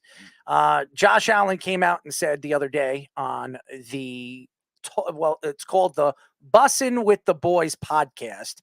I love him. That's my guy. So the story's coming out that him and Stephon Diggs weren't getting along. They were fighting on the sidelines during the playoffs against Cincinnati. There was arguments, and then him coming out, didn't show up to the first practice of minicamp. Not mandatory. It was not mandatory meetings or minicamp. So I don't understand why everybody was making it a big deal. And then he obviously showed up the second day. He sat down with the coaches, and then there were stories coming out from his team that he's complaining that he didn't see the ball enough, especially in the playoffs when he saw it a significant amount when you look at the numbers. I believe everything will be pushed under the rug if Josh Allen and Stephon Diggs starts the season off strong. The problem is the AFC East has gotten better. The Jets have gotten better. They're matched up on Monday Night Football in the first game of the season. I think if I'm not mistaken, it's in New York. Mm-hmm. I'm not sure, but I'm pretty sure it's in New York. Yeah, no, it's in New York. We've looked at this many times. It is definitely in New York. So you're going into a season where you're playing one of the top 5 defenses in the league last year. And the team that there's a lot of questions. Quentin Williams still is not signed. That's something that the Jets need to figure out soon, because if he's not signed, that's going to affect your defense moving forward. And also, the corner play last year was one of the best in the league. I mean, you had the 2 dynamic defensive cornerbacks last year in Sauce Gardner, who was ranked number 1 in the league, and DJ Reed, who was, I think, top 7, top 8 in the league. So, and then you had one of the better slot corners in Michael Carter last year. So the secondary is healthy. They look healthy as long as they play healthy during the preseason games and OTAs. The Jets are going to be positioned to be, and their safety play too. They added Amos. This is going to be a good secondary this year if they stay healthy. But there's a lot of questions with the Buffalo Bills going into the season. Are they as bad as they were in the second half of the season? Because they did not look good. They didn't. And Josh Allen didn't really look good since the Jet game when he hurt his arm. He wasn't the same player. He lost that game against Minnesota. He went into, obviously, he beat Miami, but Miami had a third-string quarterback playing, and that game wasn't a shoo-in. I mean, Miami could have won that game at one point. And they didn't even have Tua in that game. And then obviously going into a game with Cincinnati where a lot of people were questioning the game. You go into a home game, Buffalo, it snows, no excuses. You play in that cold weather all season long. Cincinnati, yes, it's cold in Cincinnati. It's not as cold as it is in Buffalo. And you would expect Buffalo to show up in the game. And it shows, and obviously Leslie Frazier didn't think the defense played well because he stepped away from the team going into the offseason. So who do we have? Jeff? Yes. All right, put Jeff through. Jeff, you're on. You make some good points about the Bills and some good points about the Jets. I think you might have me convinced I might start rooting for the Jets this year. Why is that? Oh, boy. I mean, think about the one benefit if the Jets can actually win a Super Bowl. Like think about the real benefit here. That may be the thing. The Jets. I don't think they're winning the Super Bowl. Right. But the Jets for 50 years have just been dog shit. They stink, right? 52 and years. Even if they can even pull themselves together and win a Super Bowl before the Cowboys, that might be the one thing that gives Beeve an injury. Actually, the Beeve's father is a Jet fan. So he obviously doesn't care if the Jets win or lose. But obviously he would want the Cowboys to win. But I don't think every team to win a Super Bowl before the Cowboys. I don't think the Jets win the Super Bowl this year. So for anybody that thinks that, I as a Jet fan, you want to get into the playoffs, you want to make a run. I think the Jets will get into the playoffs this year. They could win a playoff series. I don't think they're going to the Super Bowl. Okay, that's just my opinion. We'll see how this team plays throughout the season. And we'll see how they pick up and how it works with Aaron Rodgers. If they can keep Aaron Rodgers healthy and keep him on his feet, anything's possible. But do I think the Jets are going to win the Super Bowl this year? No, I don't think Kansas City is going to win the Super Bowl either this year. Well, that's my new dream. My new dream is now to see the New York Jets and the Detroit Lions both win a Super Bowl before the Cowboys do. The Lions have only won one playoff game, and they're in the Super Bowl. They're making the playoffs this year, by the way. I believe Detroit will. We'll see if they win a playoff game, though. They've only won one playoff game in the Super Bowl era. I was so very interested to hear McCarron. What's his name again? Who the tight end that we were going to have on the show? Yeah, Cameron McDonald. McDonald. I wanted to hear what McDonald was going to say about obviously Jordan Love and his thoughts about who he is and what type of quarterback he is seeing on the field since he's been on the field with him. But we haven't had him on the show. He obviously couldn't make the show, but we're hoping to get McDonald on the show because I want to know his thoughts about Jordan Love, who going into the season, a lot of people are going to have questions with him and how he's going to perform taking over for a guy like Aaron Rodgers. So it is definitely an interesting question. And again, Stug is on board with your Super Bowl, Jeff. A Jets versus Lions Super Bowl would be amazing. That would be terrific, right? Like that. Like, I mean, I'm not sure it's happening anytime soon. Like, I'm not sure if you know this stat, but do you know JFK has only missed one Detroit Lions playoff win? Yes, that sounds accurate. Yeah, that's happened. We only won one Super Bowl, one playoff game in the entire Super Bowl era. Not even a team as dysfunctional as the Browns that did that. You're so stupid. You really are. I mean, that's a real thing. I know. But I think it's funny how you come up with these numbers and these things, these statistics. It's funny. It really is. But the whole Josh Allen, that's the goal now, right? Like, that's the goal. Like, let's see Beeve have an aneurysm. If the Detroit Lions can win before the Cowboys, I mean, that'll just be beautiful, right? All right. Well, there's 11 teams that haven't won a Super Bowl, so you could start there. Then there's teams like the Jets that have a long droughts, the Raiders, Washington teams that haven't won since like the 80s, so that have long droughts too. So you could, I think there's probably half the league that's either haven't won or won a Super Bowl less recently than the Cowboys that you could root for. No. I want the 3 shittiest teams in the league to win before he does. We're talking Jets. We're talking Lions. We're talking Browns. Okay. I want the trifecta. All right. Because let's face it, they're the dog shit in the league, right? Like they're pretty terrible, right? Like we thought it was the Seahawks, they started winning. Even the Cardinals, who are terrible, have made it to a few Super Bowls and won with Kurt Warner, right? So No, they lost. They didn't win with Kurt. They lost to the Steelers. Oh, that's right. The refs stole it from the Cardinals. I forgot. They did. That was terrible. Before we go to obviously our final segment, Bracket Wars, I do want to go into the American League and National League All-Stars. I know nobody really cares because the All-Star game is dog It's fraudulent. Yes. Obviously, When elected. Aaron Judge gets voted a starter, it's fraudulent. Well, he hasn't. is. Listen, I know. listen. He's a great player when he plays. He's missed virtually the entire season. Can we just be honest about that? Like, right? So, like, I'm not dogging him. He's a great player, dude. If you've missed 50 games so far, and they still vote you like to a starter, it's fraudulent. Like, it's pretty fraudulent. That's a popularity contest. Every All-Star game seems to be. I mean, but they always sneak in a couple of guys that, like, you know, that are deserving to be a starter. That you're like, wow, maybe some of the fans. Well, Mike Trout shouldn't be there. Why is Mike Trout starting outfielder? But until yesterday, Mike Trout has played the whole year. He played pretty well.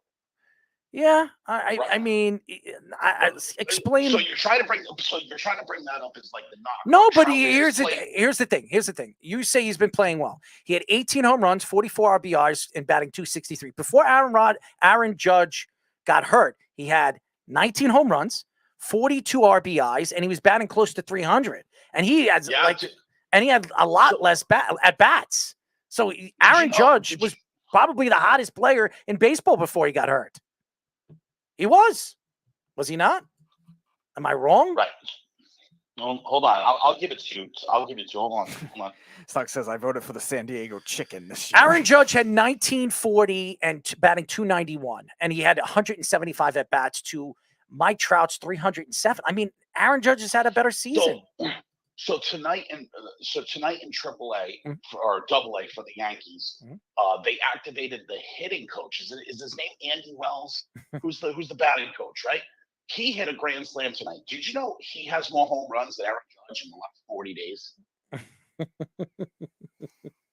You're such an idiot. Okay. No, not an idiot. This is you projecting. Oh, well, before he got hurt, dude, he's been hurt forever. But here's the thing. Mike Trout he's played 300. He's had a 307 at bats. He gets hurt.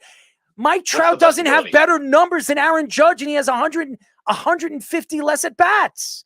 So how could you say he's been playing better? What's the best ability? No, stop with this, Jeff. Stop with this, Jeff.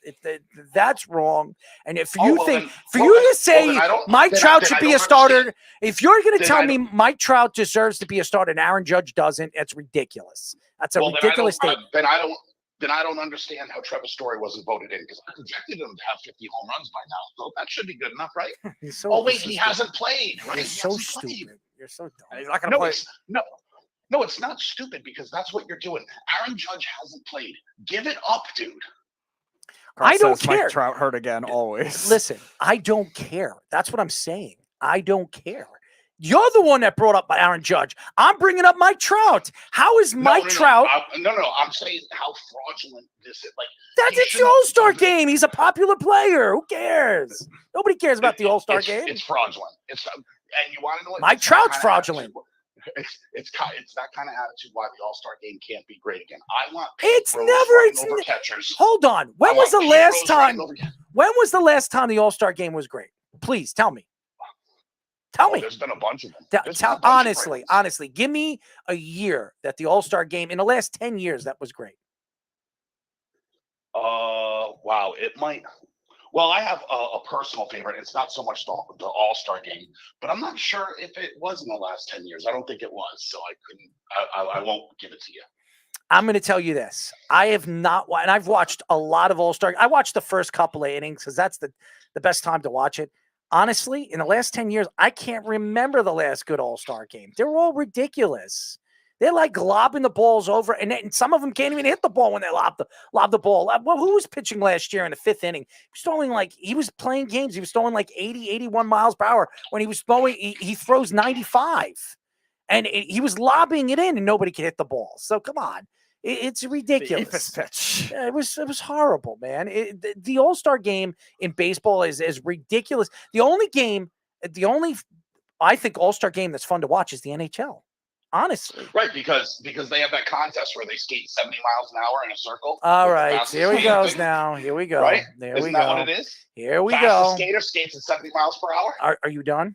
Are you done? Speedy, read off the All-Stars, please. Wasn't that how fast he was skating? Speedy, read off the All-Stars, please. Yeah, so there were four Rangers: Jonah Heim, Marcus Semien, Josh Jung was a rookie, which was very impressive, and Corey Seager. 2 Tampa Bay Rays in the starting lineup as well: Randy Arozarena and Yandy Diaz. You mentioned Judge, and obviously Shohei Ohtani, DH. Salvador Perez, the only Royal. How did Nathan Eovaldi didn't make this roster? I didn't get to the pictures yet. No, he's on. He's on. Is he? He's there. He's there. Oh, there he is. There he is. Yeah, I didn't get to the pictures yet. The other hitters are I just saw it right Salvador Perez, Adley Rutschman, his second year in the league. A lot of Blue Jays on the bench. Vlad Jr., Whit Merrifield, and Bo Bichette. Jose Ramirez, Wander Franco, another Rays representative. Luis Robert, Austin Hayes, Yordan Alvarez, Adolis Garcia. If you want somebody to actually start Jeff over Trout, that might be the one. It's Kyle Tucker, Julio Rodriguez, and Brent Rooker, the lone Oakland Athletic. Nathan Eovaldi, like you were saying, one of the pitchers, along with Ohtani, naturally. Yeah. Garrett Cole, Luis Castillo, former Yankee Sonny Gray, Kevin Gausman, Shane McClanahan, who's hurt now, so he's not going to play. Framber Valdez, George Kirby, who Josh Who Towers do you mentioned think should before. start for the American? I know Shohei Ohtani is going to start, but Shohei Ohtani hasn't pitched better than Garrett Cole has. I mean, yeah, it would be McClanahan if he was healthy. Yeah. He's had the best year of everybody. So they obviously Shohei Ohtani was voted as the starting pitcher. Now you wonder in Seattle. I mean, they're going to probably give it to Ohtani, but George Kirby's on the roster too. He's one of their starters too. So I mean, Garrett Cole has better numbers all the way through than Ohtani has. I'm just saying. Well, yeah, pitching numbers, yeah. I mean, he's been better than Ohtani all season long. He has more strikeouts. His WHIP's 1.14. His ERA. He's been better, but I think the starting part of it has to do star with, power. Shohei Ohtani's the biggest star. No. I don't think it has to do with that. I think it has to do that Garrett Cole will probably have pitched close to the All-Star game, so he won't even play. He'll just be there. You know what I'm saying? Like, he's probably got to start a day or two before the All-Star game. Yeah. And they won't have a dude throw on that kind of rest. Right. Do you know what I'm saying? Right. Yeah, and teams strategize that all the time. So the other, I don't know when the game. When is the game? Next week on Tuesday. Right. So figure out when Cole is pitching, and then do the math from there. So that may have something to do with it. Cole has been better. I think Cole's been better, but Shohei Ohtani is. I mean, obviously, he's the superstar. Everybody wants to see this guy. Is he in the home run derby? Is he in the home run derby? Yeah, I believe so. So if he's in the home run derby, everybody's going to want to see him in the home run derby, and everybody's going to want to see him pitch. So, I mean, Pete Alonso is back in it again. So. It is for Shohei Ohtani. No spider tack, no steroids, no cork bats, no Goldilocks balls, no nothing. Like, he's done it clean. Like, you know. No, he's actually not this year. It's Luis Robert, Adley Rutschman, Pete Alonso, Julio Rodriguez, Mookie Betts, Vlad Jr., and Adolis Garcia, Randy Arozarena. Carl says, yes, Dansby Swanson did make the All-Star team despite having an off month. Yes, he is the lone, he's one of the 3 Cubs representatives along with Justin Steele and Marcus Stroman, ex-Met legend. Wonderful. By the way, the other relievers, your guy, Jeff, Kenley Jansen, Manuel Clase, and then two Orioles relievers, Felix Bautista and Yanir Cano, who just got traded from the from the Twins to the Orioles last year in the deal for their closer, Lopez. So, oddly enough. National League, a lot of Braves, like our friend Josh Towers was mentioning. Sean Murphy, Orlando Arcia, Matt Olson, Ozzy Albies, and Austin Riley all make it. Pete Alonso, the lone Met representative. Elias Diaz, the lone Rockies. A lot of Dodgers. I will say this: the National League roster is better than the American League roster right now. If you look at it, it's better. Lots of Braves, lots of Dodgers. That will end up doing it. Plus, a guy that is hitting 384 right now with Luis Arias. Yes. A fantastic season as well. Nolan Arenado won the batting title base. last year with the Minnesota Twins. Yep. Corbin Carroll, the rookie out of the Diamondbacks, doing a very good job as well. He's one of the starters in in the outfield. Yes, Carl Swanson's there. Lourdes Gurriel from the Diamondbacks as well. Nick Castellanos. Only one Padre now. Juan Soto. If you are the Marlins, do you trade Arias? No, they're playing well right now. They're No, first do you? wild card spot. I'm just saying. Would you? You could get a lot back for him. No, I wouldn't do that. No, he's 26 too. He's young. too. Yeah, I would hang on to him. I think he's a cornerstone piece to keep. Plus, he can play a lot of positions too. He played some third. He played some first with the Twins as well. The real stat that matters. I'll give you the real stats that matter. Okay. Pete Alonso is at plus 250 to win the home run derby. Vlad Guerrero's at plus 300. Julio Rodriguez plus 450. Luis Robert Jr. plus 450. Adolis Garcia plus 700. Randy Arozarena plus 800. And Mookie Betts and Adley Rutschman are both at plus 1200. Betts is in the home run derby, huh? Interesting. He's got sneaky pop, man. Yes, he does. That's interesting. Where are you putting your money, though? I like Garcia as a value there. I think him being what did you say, the 5th highest odds? Where is it going to be? Where is it going to be? Again? Seattle. Seattle. So that's not a. You need a distance. You need. I'm gonna go with Alonso. Rodriguez or Alonso? Alonso. I think you need more distance here. The one I like is Adolis Garcia from Texas. Like he's got a really good swing that I think is built for this, plus good distance. I will give you a guy just because it's in Seattle. This would be my feeling that I would put my money on Adley Rutschman. Okay. Because I believe it's easier to hit a homer to right field than it is to left or to left center or something like that. Interesting. That's an interesting way to think of it. Again, another reason with Garcia is also he's familiar with the ballpark too, being in the West. I think that could help as well. I just like it, plus 1200. It's the longest odds. By the way, Adley Rutschman crushes it too. That's number one. But also, I think ballpark has a lot to do with it, right? Yeah, no, always. You need the right type of swing for the home run derby too. Right, if the home run derby was in Fenway Park, you want to be a right-handed hitter, not a left-handed hitter. Yeah. Right. And that's kind of how I feel about Seattle. Like, not that left field is crazy long in Seattle, but left center is pretty long. Yes, it is. I'm just judging based on a lot of natural distance, and I think you need somebody like Alonso who does a great distance bonus too. So Garcia, somebody like that, that'll add up in the way the derby is structured too, and also stamina makes a difference too with the way it's timed now too. And that's why somebody like Ohtani a couple of years ago, when he was facing off with Vlad as the 1 versus the 8 seed, didn't do as well because he wasn't as good with the stamina against Vlad. So the remainder of the NL All-Stars, Zach Gallen, Spencer Strider, Bryce Elder, and 2 more Braves pitchers, Carl's guy Steele, Mitch Keller, Derek's guy from the Pirates, Josiah Gray, shout out to him, former Danbury Westerner. I broadcasted him in college.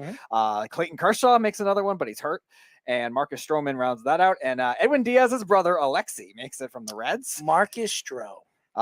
Josh Hader, Devon Williams, Camilo Doval from the Giants, and David Bednar from the Pirates round out the relievers. A lot of cups on this list. Yeah, two top-notch starting pitchers, Carl. You have them finally.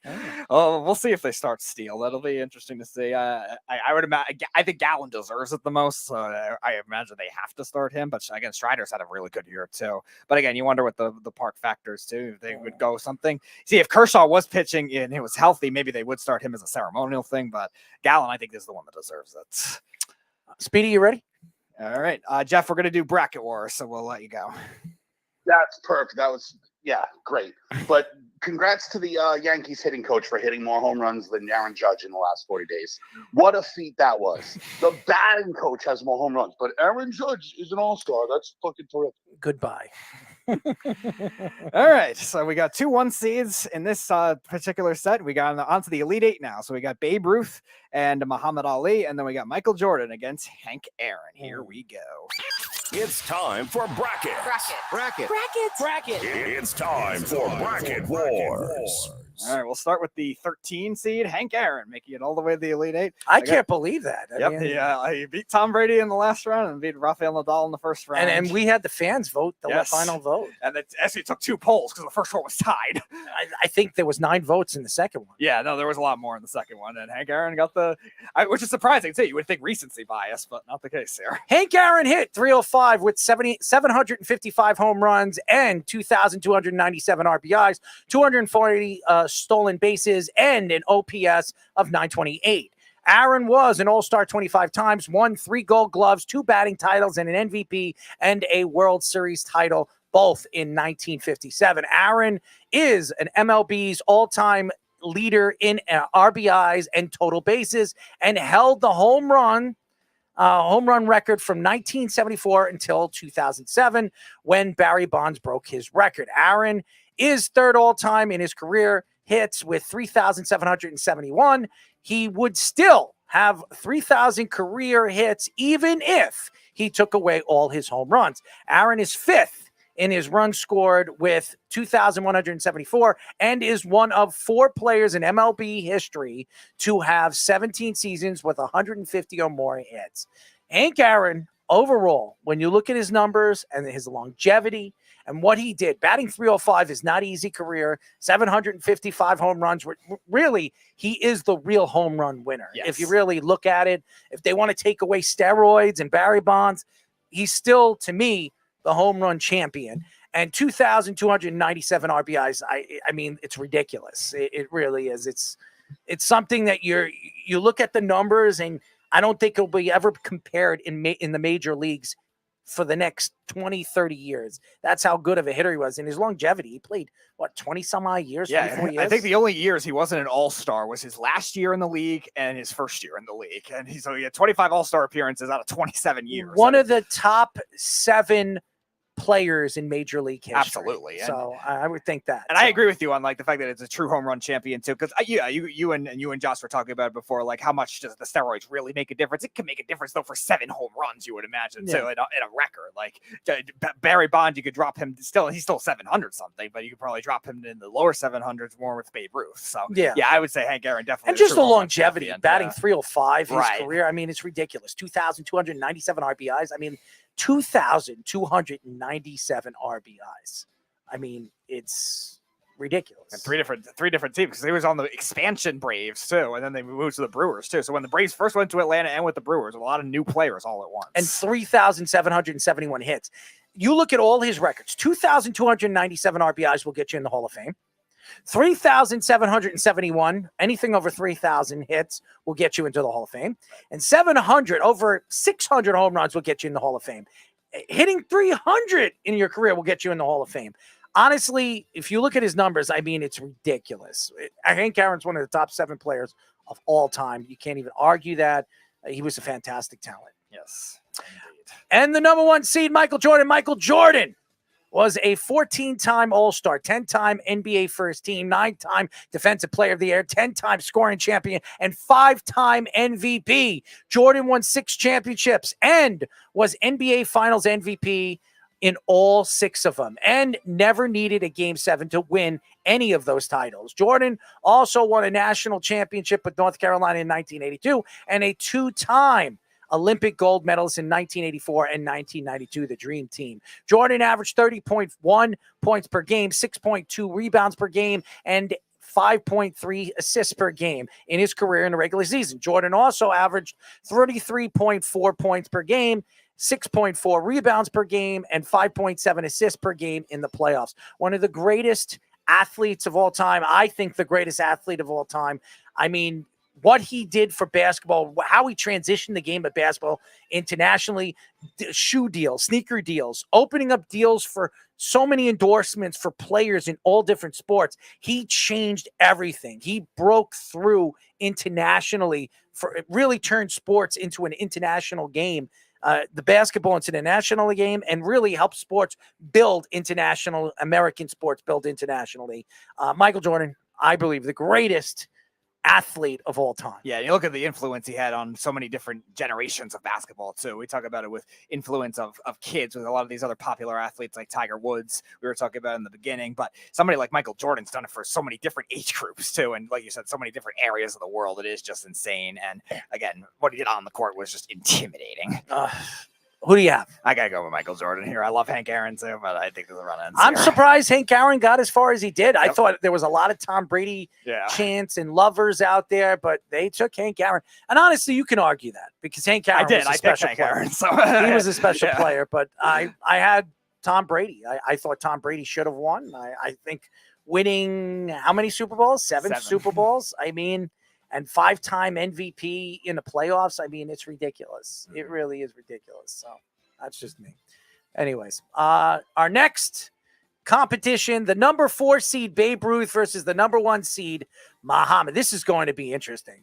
Obviously, a career 342 batting average, 714 home runs, 2,214 RBIs, 474 on base percentage, and 123 stolen bases. Stats as a pitcher: 1,221 innings pitched, 107 complete games, 17 shutouts, 488 strikeouts, 1.16 WHIP, and a 2.28 ERA. Won an MVP in 1923 and won 7 World Series and had 2 All-Star appearances in 1933 and 1934.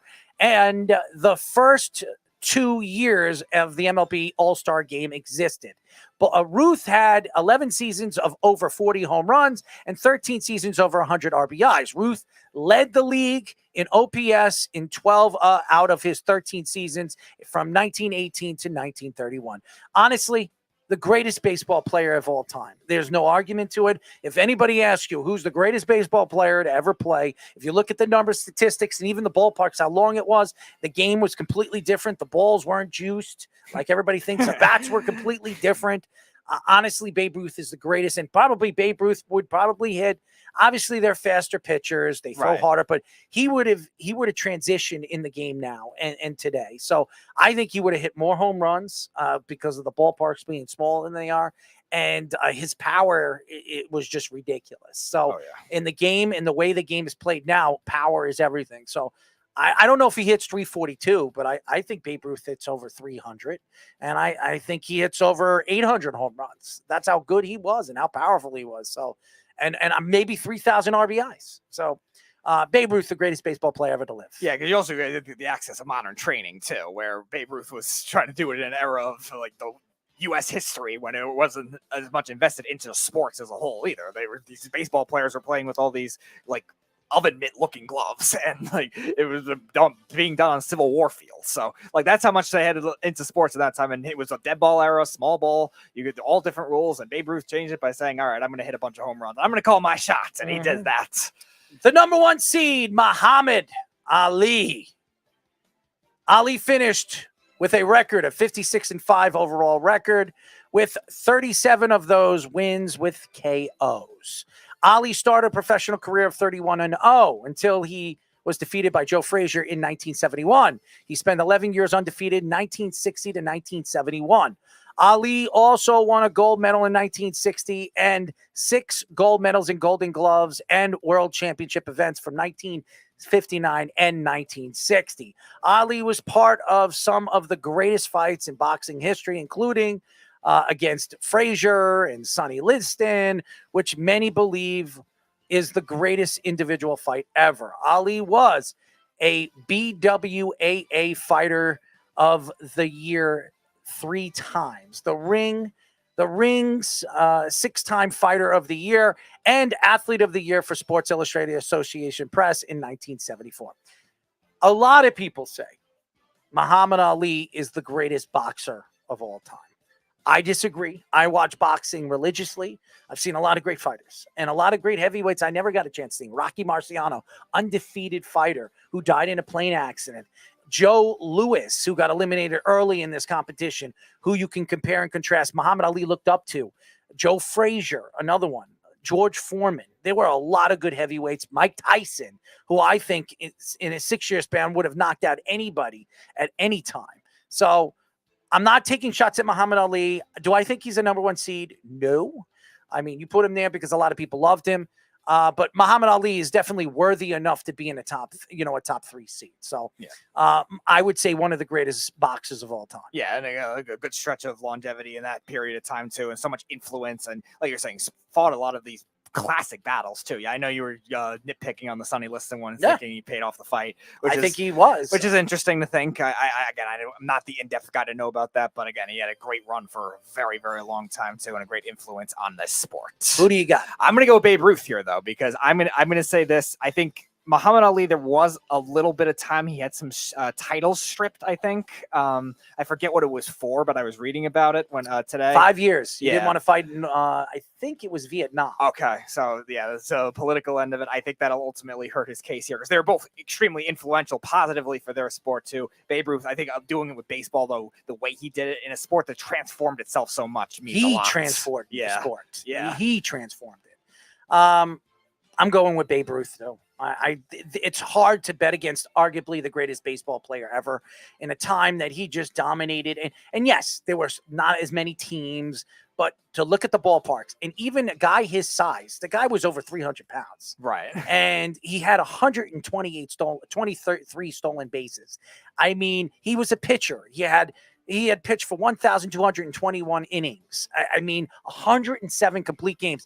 There is not one baseball player in the last 30 years. How about this? In the last 40 years that has pitched over 107 complete games. We're not going to get 107 complete games this decade. So to me, it's unbelievable. And 17 shutouts and a 1.16 whip and a 2.28 ERA when he's a power hitter and he hit 342 with 714 home runs and 2,214 RBIs.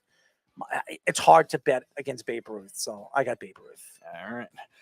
So Babe Ruth will move on, ladies and gentlemen. And there's still a voting where obviously me and Speedy, did we both pick Michael Jordan? Yes, we both picked Michael So Jordan. Michael Jordan and Babe Ruth move on. Yep. So we got the first two spots in the final four. We're still waiting on one of our polls to finish up from the ones we had last week. So we're still waiting on the GSP Federer and Wayne Gretzky, Jerry Rice ones to figure out. But we do know one matchup tomorrow will be Mike Tyson versus Michael Phelps tomorrow. That'll be interesting. Yeah. That's a good one. That's a really, really good one. Thank you to our friend Josh Towers for joining us. He was fantastic. Gave us some good insight. Had fun with him. He was laughing. We were joking with him. Good luck on your wiffle ball tournament over there, your professional wiffle ball league. Did you see that wiffle ball Yes, that was field awesome. over there? It's really awesome. That was cool. It's a beautiful home too. That's his friend. I mean, I thought that was his home. It's fantastic. It really is beautiful. I want to give a shout out to Devon Williams. Happy birthday. Happy 23rd birthday to the undrafted free agent who played for the Ravens last year. Hopefully we get him on. He was an Oregon Duck. Hopefully we get him on soon. I know it was his birthday week, so we're not going to take Combined with 4th of July. Yeah. Thank you to Michael Rubin for not inviting us to his white party. He should have. Everybody else and their mother were invited but us. So thank you to Michael Rubin for not inviting us to his white party. But thank you to all the fans. Thank you to everybody. Remember, Wednesdays will be moved to 9 p.m. moving forward throughout the summer till September. And then we will transition back to 7 p.m. on Wednesdays. We'll be back tomorrow at 9 p.m. Who do we have, Speedy? So tomorrow, returning to the show at 9:30 will be the producer for -3. That's Dave Damashek's podcast. Our friend Mr. Eddie Spaghetti, who I know you were bashing his Saquon Barry Sanders thing a while ago. So he's out of his mind. He'll be on at 9:30, and then returning to the show at 11 o'clock is Paul Esden Jr., our friend from the New York Jets, Heavy Sports. Will be joining I've been us watching again. his podcast. I've been watching him on YouTube. He's an interesting guy. He's an interesting cat. Pretty funny. Pretty laid back, very interesting fellow. So I'm interested to hear what he has to say about the Jets, what he's seen, because I know he goes to these. He's been going to the mini camps and watching, what Aaron Rodgers looks like on the field. I want to know his opinion on the Hard Knocks thing because a lot of people don't like it, as we know Green Bay don't like it because Aaron Rodgers is not one of those guys. Petty.